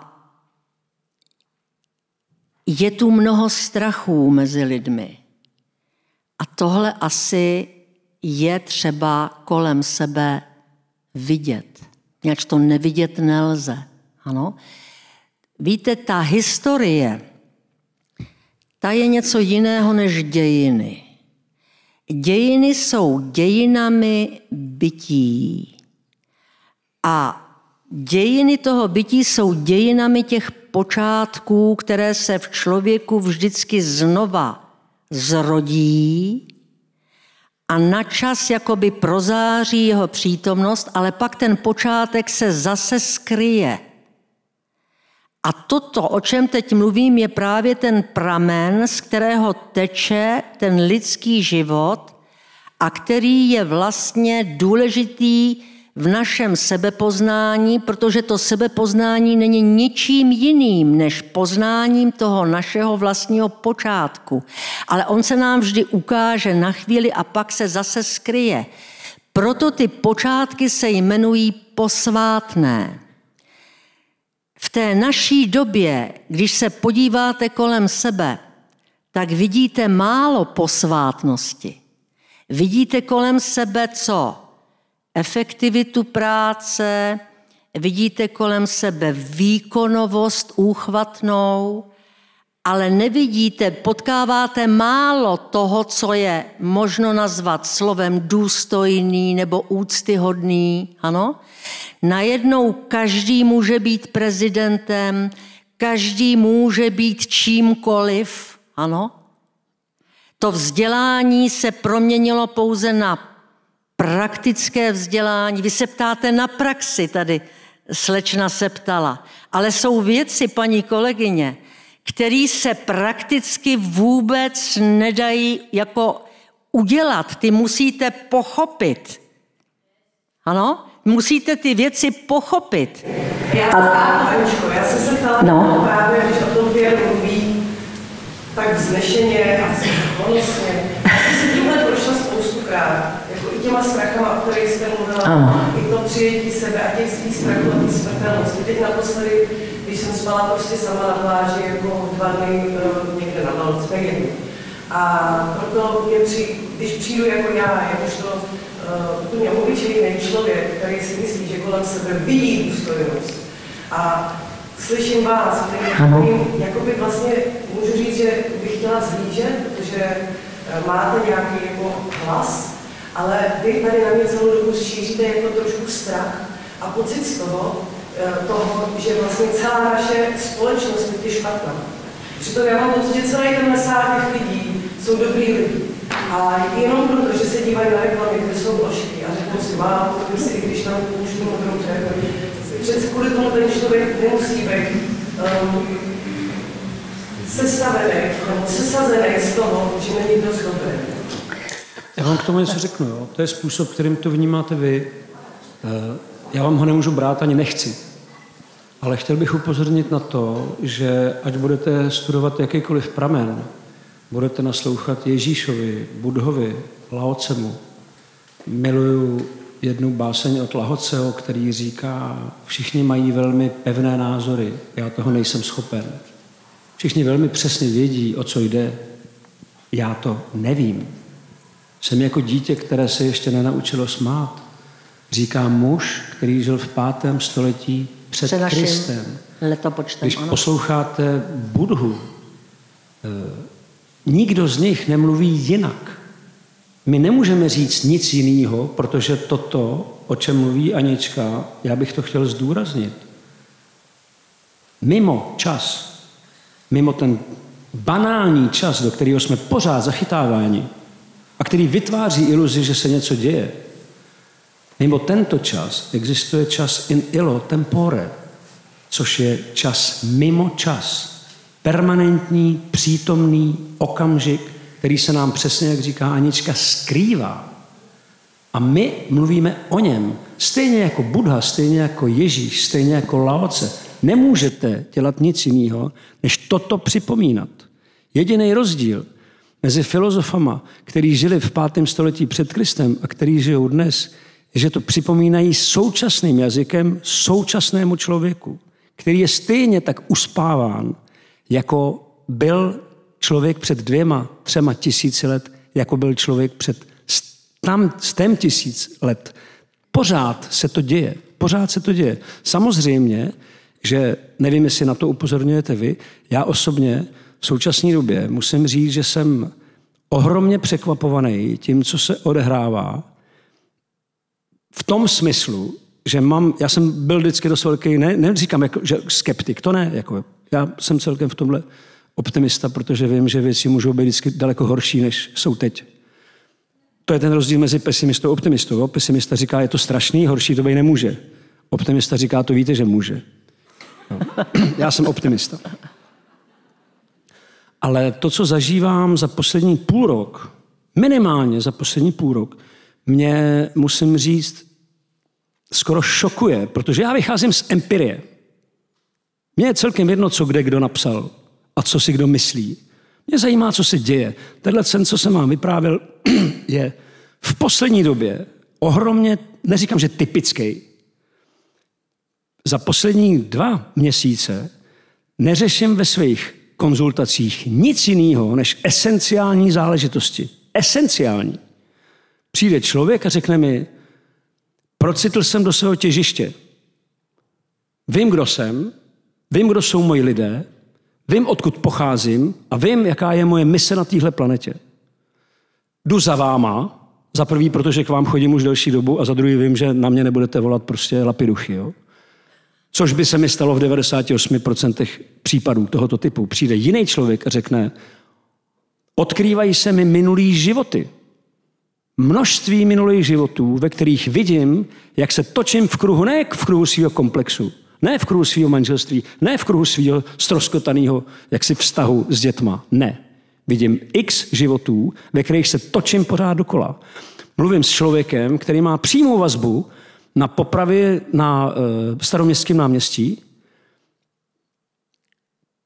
Je přímo navázaný na pana Šlika, který první pokládal hlavu na ten špalek a najednou má vize při nějakým hlubokým ponoru a duch mu říká, vraždou to nekončí.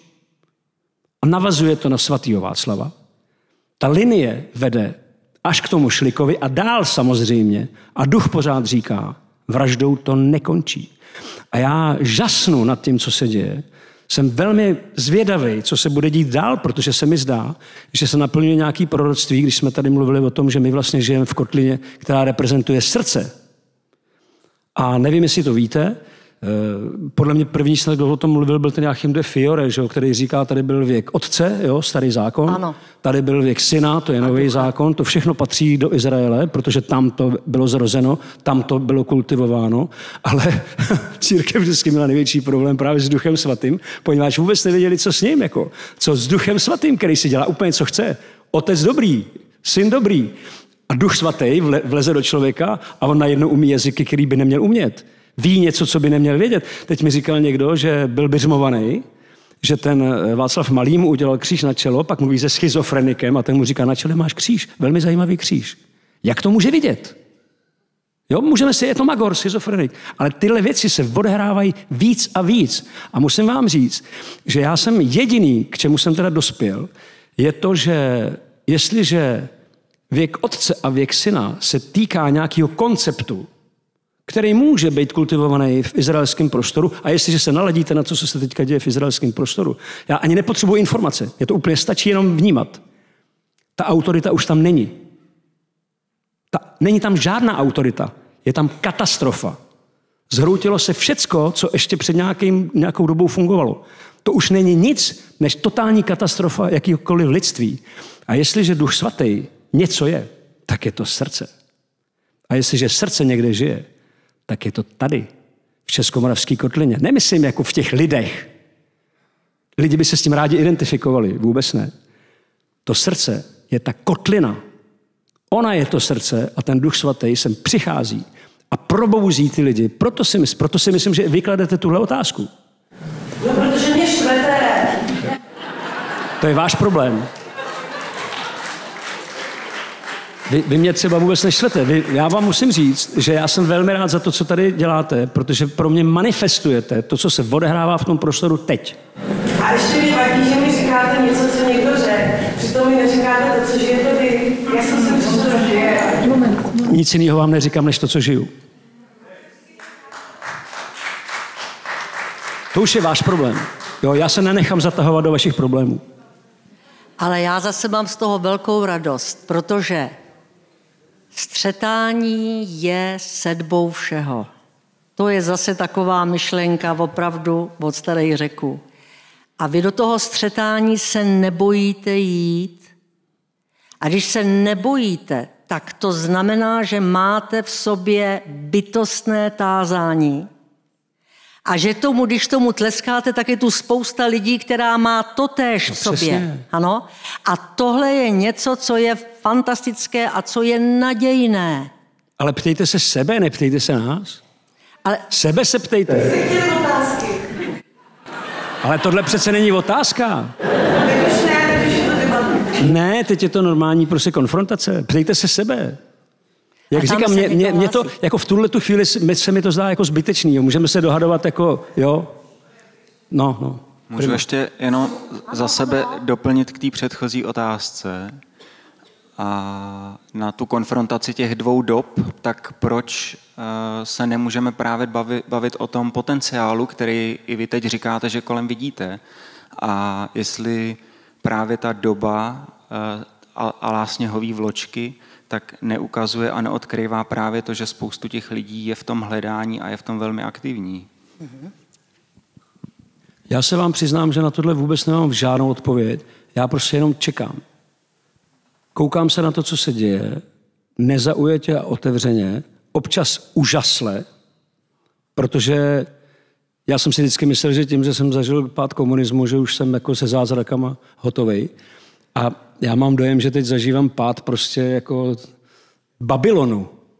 Jo, pád Babylonu prostě. Ale jak říkám, já si vždycky počkám radši na to, co se reálně děje.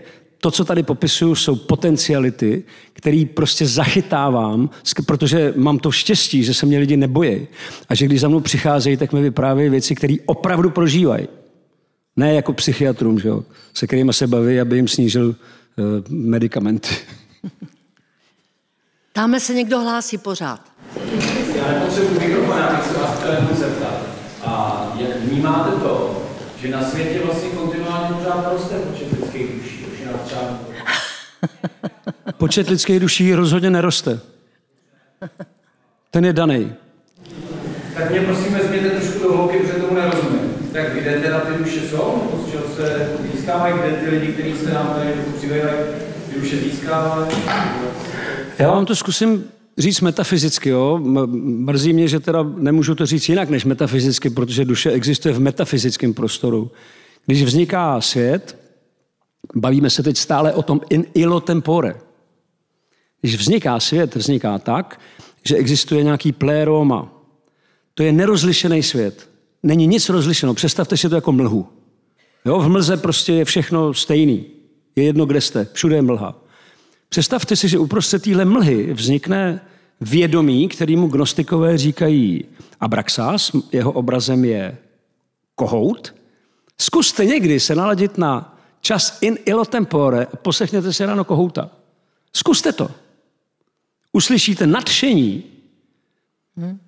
zrozenýho vědomí.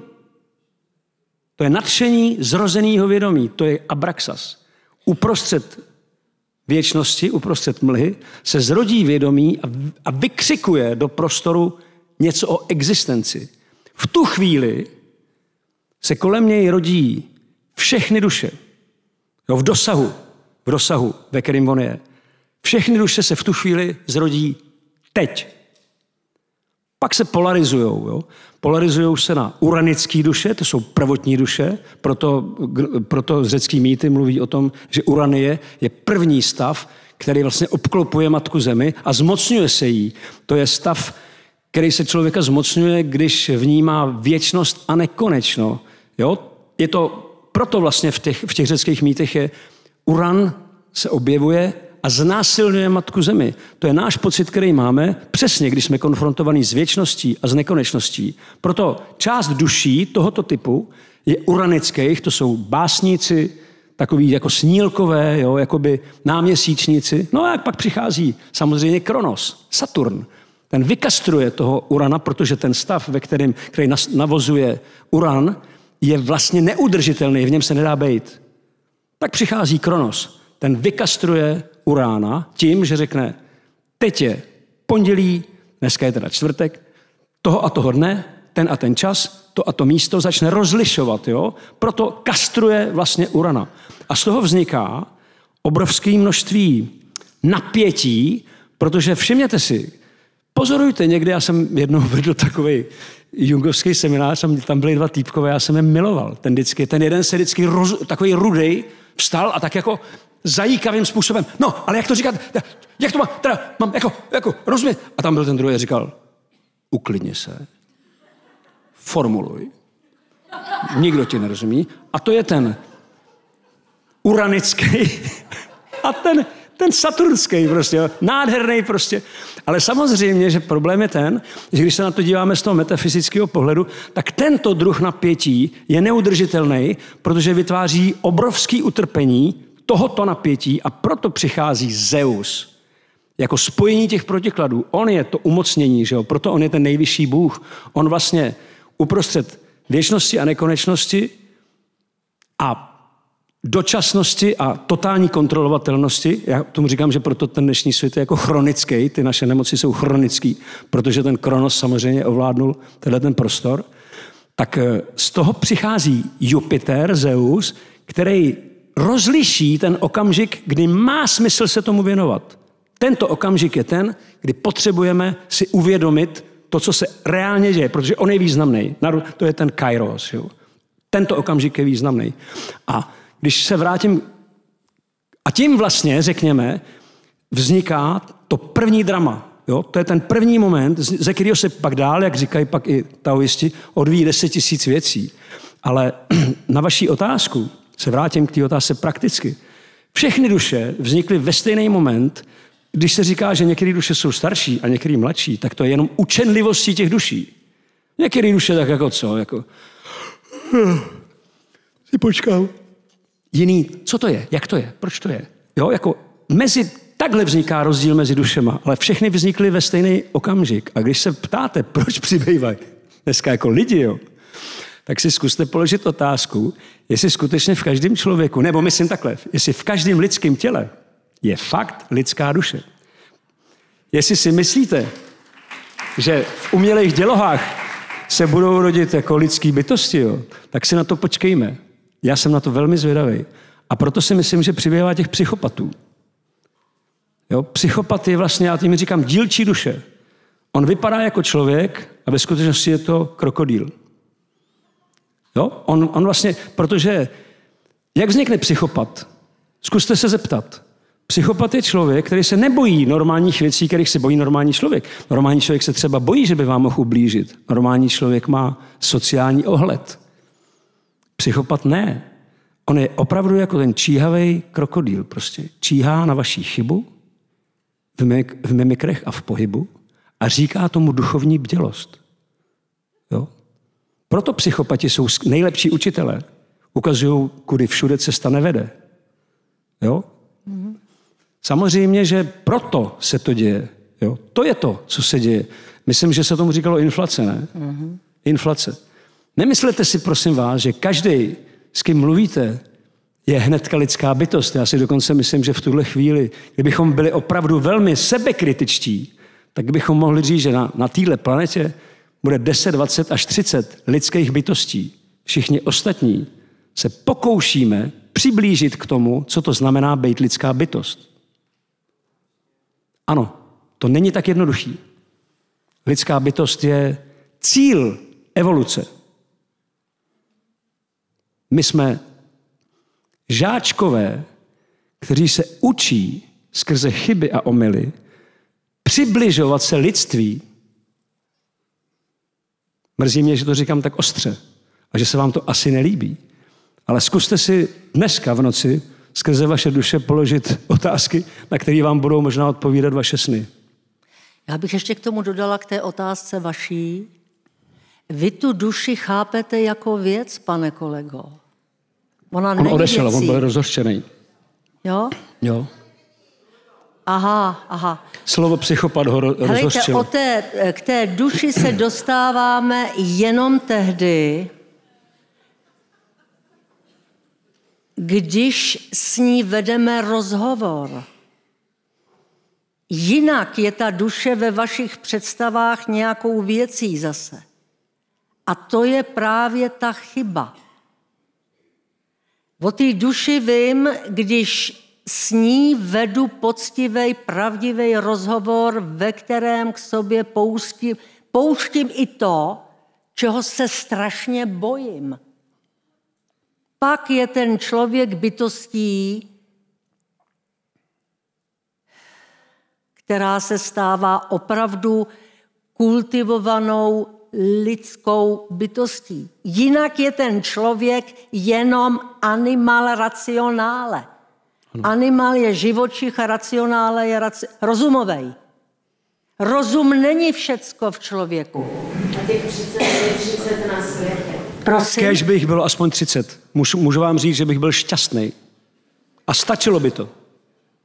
Jo. Jak říkám, my všichni, počítám v to i sebe, jsme žáčkové na cestě k lidství. Pokud si myslíme, že to tak není, pak máme velký problém. Ale pak je možná přehnaný říkat, že nemáme duši. Pardon? Pak je možná přehnaný říkat, že nemáme duši. Já jsem odpovídal na otázku toho pána, který se ptal, proč je tady 8 miliard lidí a odkud se berou. Ale vyznělo z toho, že vlastně ne každý tu duši má a je dost málo ty lidi má. Pojďme si to představit jednoduše a technicky. Každý z nás na počátku má otevřený všechny cesty. Ale ve zralosti, se kterou přichází na tento svět, je zároveň dáno i to, jakým způsobem bude postupovat. A jestli se nechá z té cesty svést. A já říkám, a je to moje zkušenost, že psychopat je člověk, který vypadá úplně stejně jako všichni ostatní lidé, ale prožívá a jedná naprosto odlišně. Naprosto odlišně. Psychopat se může bavit o tom, že je potřeba někam hodit jadernou bombu. Člověk to neudělá. Ani ho to nenapadne. Víte, kolik je takových lidí, kteří dneska toto říkají? Psychopat vám bude říkat, potřebujeme vládu, pevný ruky, už toho máme dost. Proč si myslíte, že v takovýchhle dobách vyhrávají ultra názory? Proč si myslíte, že je jim nasloucháno?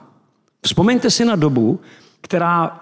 Myslíte si, že když začal Hitler se svýma psychopatickýma jaksi energiema, že hnedka všichni jako strkali lidi do koncentračních táborů? Ne. To vzniká postupně, protože si na to lidi zvyknou. Ano. Protože někdo řekne, no, on je takový divný, ale tohle je fakt. Takhle to funguje. S tím souhlasím, ale nesouhlasím s tím faktem, že to lidi takový množství, který vy říkáte, nemá duši. Já nemluvím o žádném množství. Nemají probuzenou tu duši. Řekl jsem, že jestli tady na planetě je 30 lidských bytostí, tak můžeme být šťastní. Ale to nemá přece duše. Pardon? Budeme křičet všichni jeden přes druhý, už se na to těším. Já se pamatuju, že jsem jednou byl na schůzi našich profesorů na filozofické katedře byla to psychologie, oni to byli jeden psycholog vedle druhého, všichni byli diplomovaní profesoři a docenti. A já jsem tam byl jako zástupce studentů a pozoroval jsem, byl jsem účasten té schůze a jako nejstarší zástupce studentů jsem měl právo potom položit otázku. A já jsem se zeptal, já mám jednu jedinou otázku. Můžete mi říct, jaký rozdíl je mezi vzdělanými psychologi a hokynáři na tržišti? Já zatím ten rozdíl nevidím. Myslíte si, že jsem dostal odpověď? Pořád ten rozdíl nevidím. A jste to studoval? To jo. Dokonce jsem to i dostudoval. Nechápu, jak je to možné. Můžu? Ano. Mně se hodně líbí to téma zpátky k duši a domnívám se, že kdybychom se měli tady nějak podělovat, kdo to cítí, takže vy mluvíte k sálu jako k těm, který, jak bych řekla, jsou ještě nevědomí, že bychom se shodli na tom, že většina z nás to třeba vůbec tak necítí. Já to vnímám tak, že to je nesmírně důležitý téma. Zároveň cítím a směřuju k otázce, že ta doba má nesmírně těžké energie. Já to cítím v energiích, že prostě tahle doba, nevím, dneska jsem si zrovna kladla otázku, jestli v historii, kterou neznám aspoň vědomě, i když věřím na inkarnace, ale jestli v historii byly ty těžké energie, takhle myslím si, že byly, ale je to moje domněnka. Ale chtěla bych se zeptat na tohle. Jak vy si kladete otázky, když jdete, když se snažíte vést rozhovor se svou duší? Jaké otázky používáte? To je nádherná otázka vaše. Ty otázky, a já jsem to tady ale mockrát říkala, když máte v sobě tu privaci, že vám schází něco podstatného, tak pořád cítíte v sobě nedostatek. Ať se děje, co se děje. Ano? A tento nedostatek, když k sobě pustíte a prodléváte v něm, tak on se většinou pak promění na otázku. A ta otázka vás pak provází i při každodenním životě, kde vykonáváte spoustu věcí, které musíte vykonávat z toho geštelu, že jo? Abyste měli peníze na činži a tak dále, ale přesto v podvědomí, v těch, my tomu říkáme pasivní syntézy, v tom vědomí, máte tu otázku pořád, máte tam napětí té otázky. A z tohoto napětí té otázky, která ve vás se zrodí, tu vy si nedáváte, ona se ve vás zrodí a zrodí se z toho nedostatku té podstaty, což je stav, kterému Platón říkal privace a dodneška ta privace je v lidech. Ona není v každém. Ano? Ona není v každém. Spousta lidí žije opravdu jen tím, že opakuje stereotypy každodennosti tak dlouho, než vyhoří. Třeba, ano? Ale když máte v sobě to musíte mít v sobě tu privaci, aby se vám z toho zrodila ta otázka a tu pak k sobě pustit. Ale většina lidí, která má i tu otázku v sobě, tak ji v sobě zavře do toho, čemu já říkám ta 13. komnata, protože se té otázky bojí. A to je právě chyba v té péči o duši. Ano? Měč v té chvíli si nechá podsouvat ty samozřejmosti, které k nám přicházejí, většinou z toho, že někdo chce mít z toho, co nám jako říká, nějaký zisk. Až dneska lidé dělají většinou, skoro mnohé věci dělají jenom pro zisk, ano?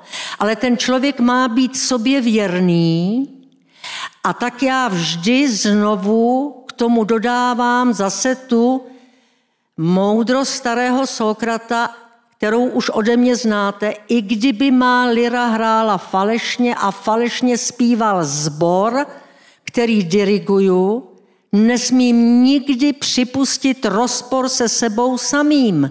To znamená, když ten rozpor do mě přijde, tak já ho musím v sobě jaksi řešit.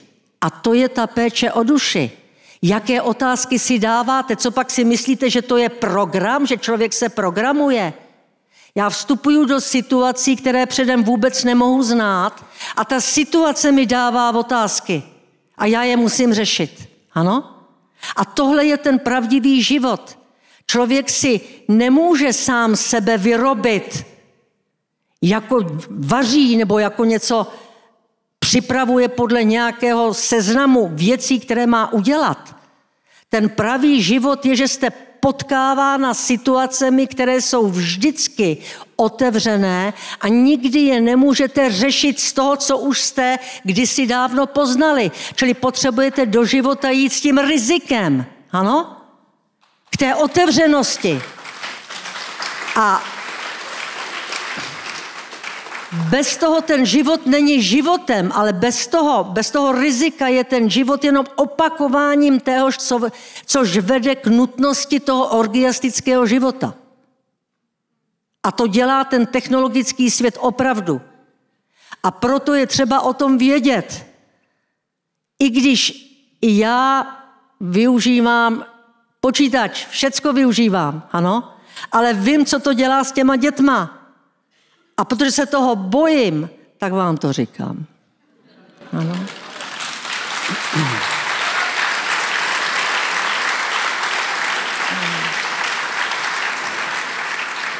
Já moc děkuji, já jsem si to představoval jako, že mluvíš jako víš z té mlhy právě. Víš, jako že to je ten hlas jako té bohyně prostě. Ale blbost. Která, no ne, jako já jsem si to tak představoval.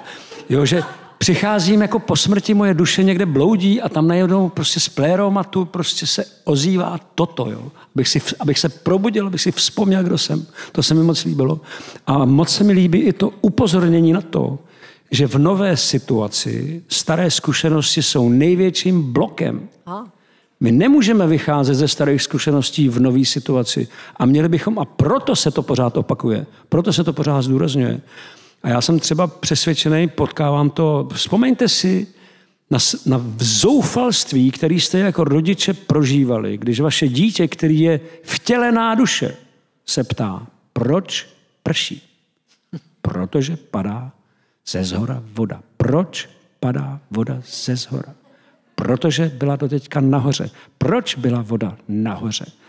A já se domnívám, že jedna ze základních zkušeností duše je, že ona se táže po tom smyslu. To je to proč, je vlastně pro co. Pro co to je? Ego se ptá jak. Proto máme know-how. Know-how prostě, jo. To chce vidět ego. Duši nezajímá know-how. Duše se ptá proč.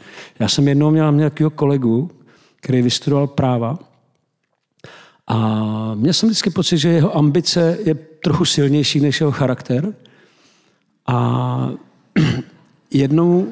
jednou jsem ve snu měl tu možnost, že jsem za ním jako přišel a říkám mu, prosím tě, Jirko, mohl by si mě učit právo? A on velmi jako nadšeně říkal, velmi rád tě budu učit právu. V právu se velmi dobře vyznám. A já mu říkám, já mám vlastně jednu základní otázku.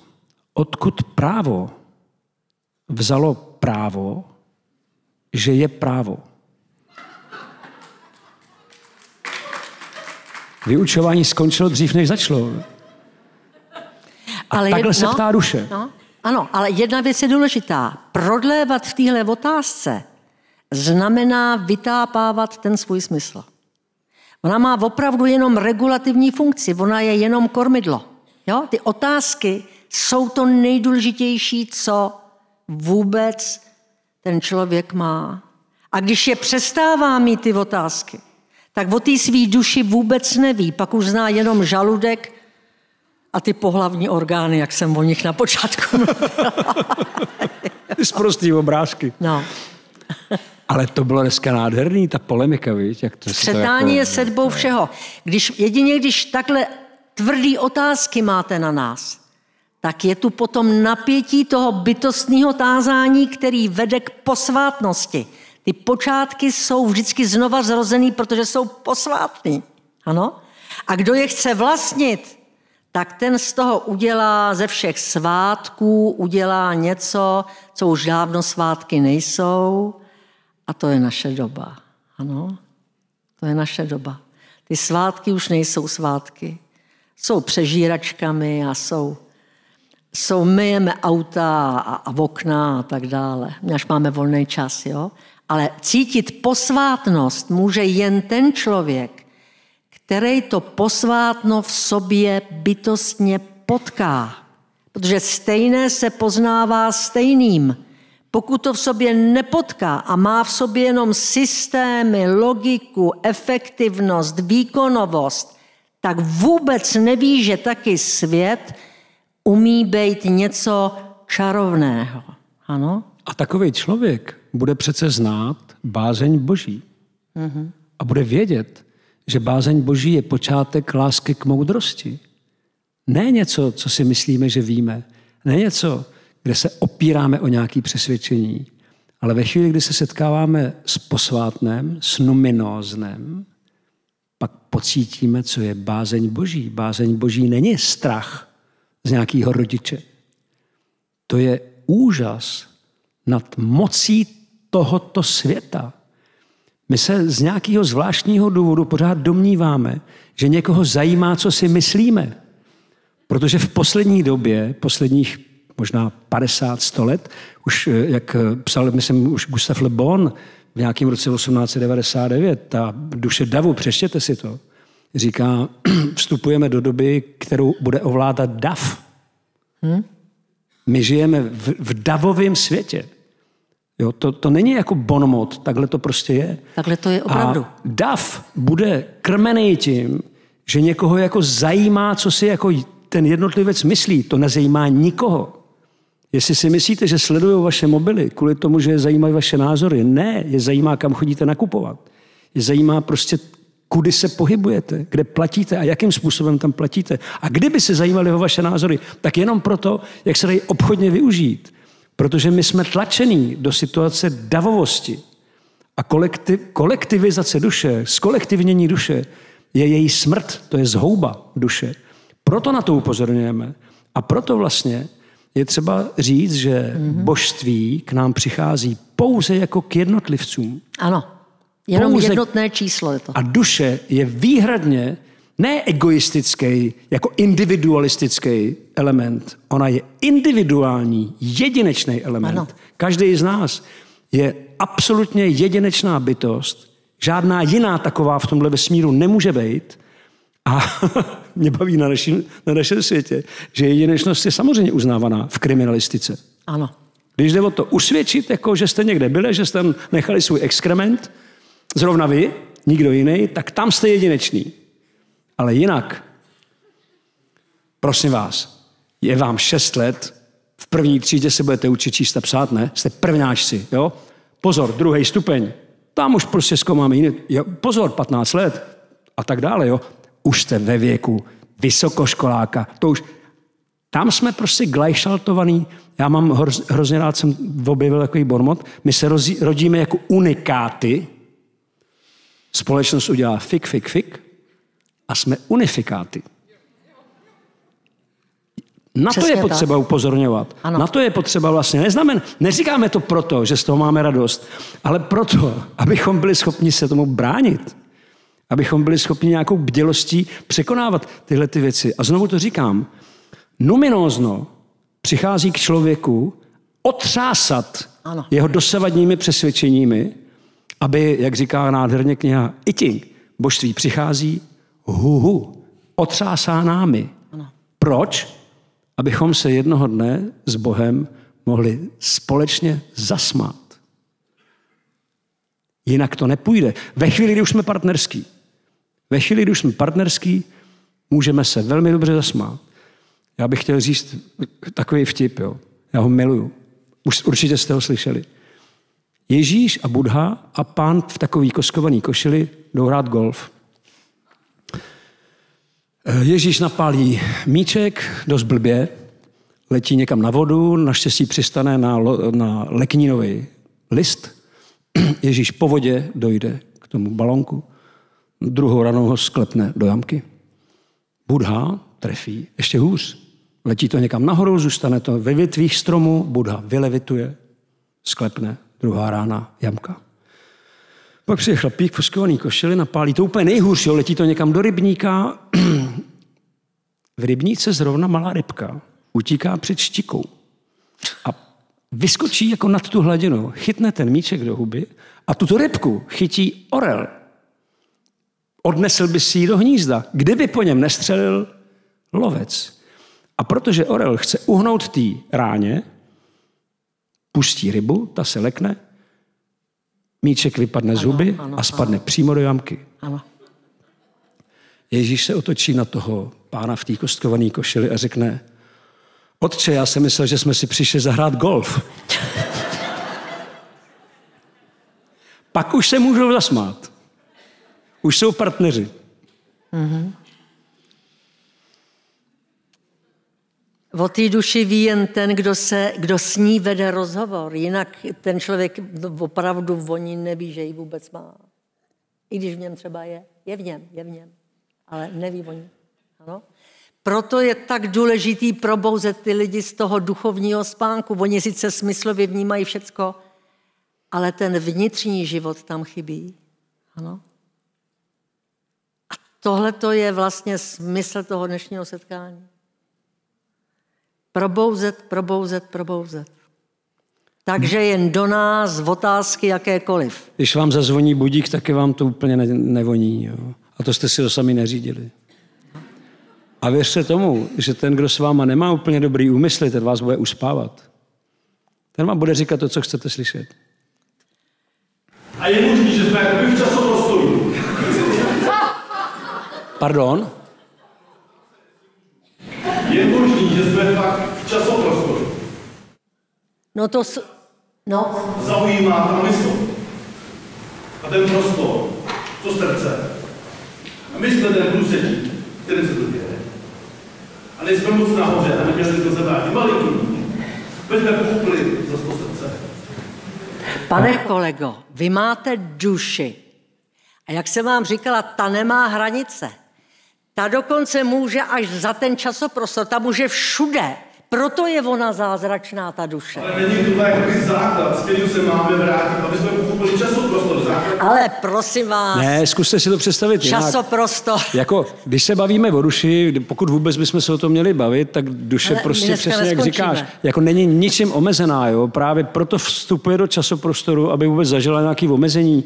Jako vesmír jako takovej, těch jako rovin, jako je čas a prostor, má, nechci říct jako nekonečné množství, ale má jich mnohem víc a všechny je duše zná. Takže my jsme sem přišli do omezení. Ano, my jsme si přišli vyzkoušet omezení, jo, ano. Ale časoprostor to není bytí, to bytí je tím, čeho se ukazuje i ten čas a prostor. Ale to jsme my, to je srdce a mysl. Časoprostor je mysl, je čas, srdce je prostor. My vám to radši nechte si to, jak to máte. Dobře, jako... ano. Tak děkujeme.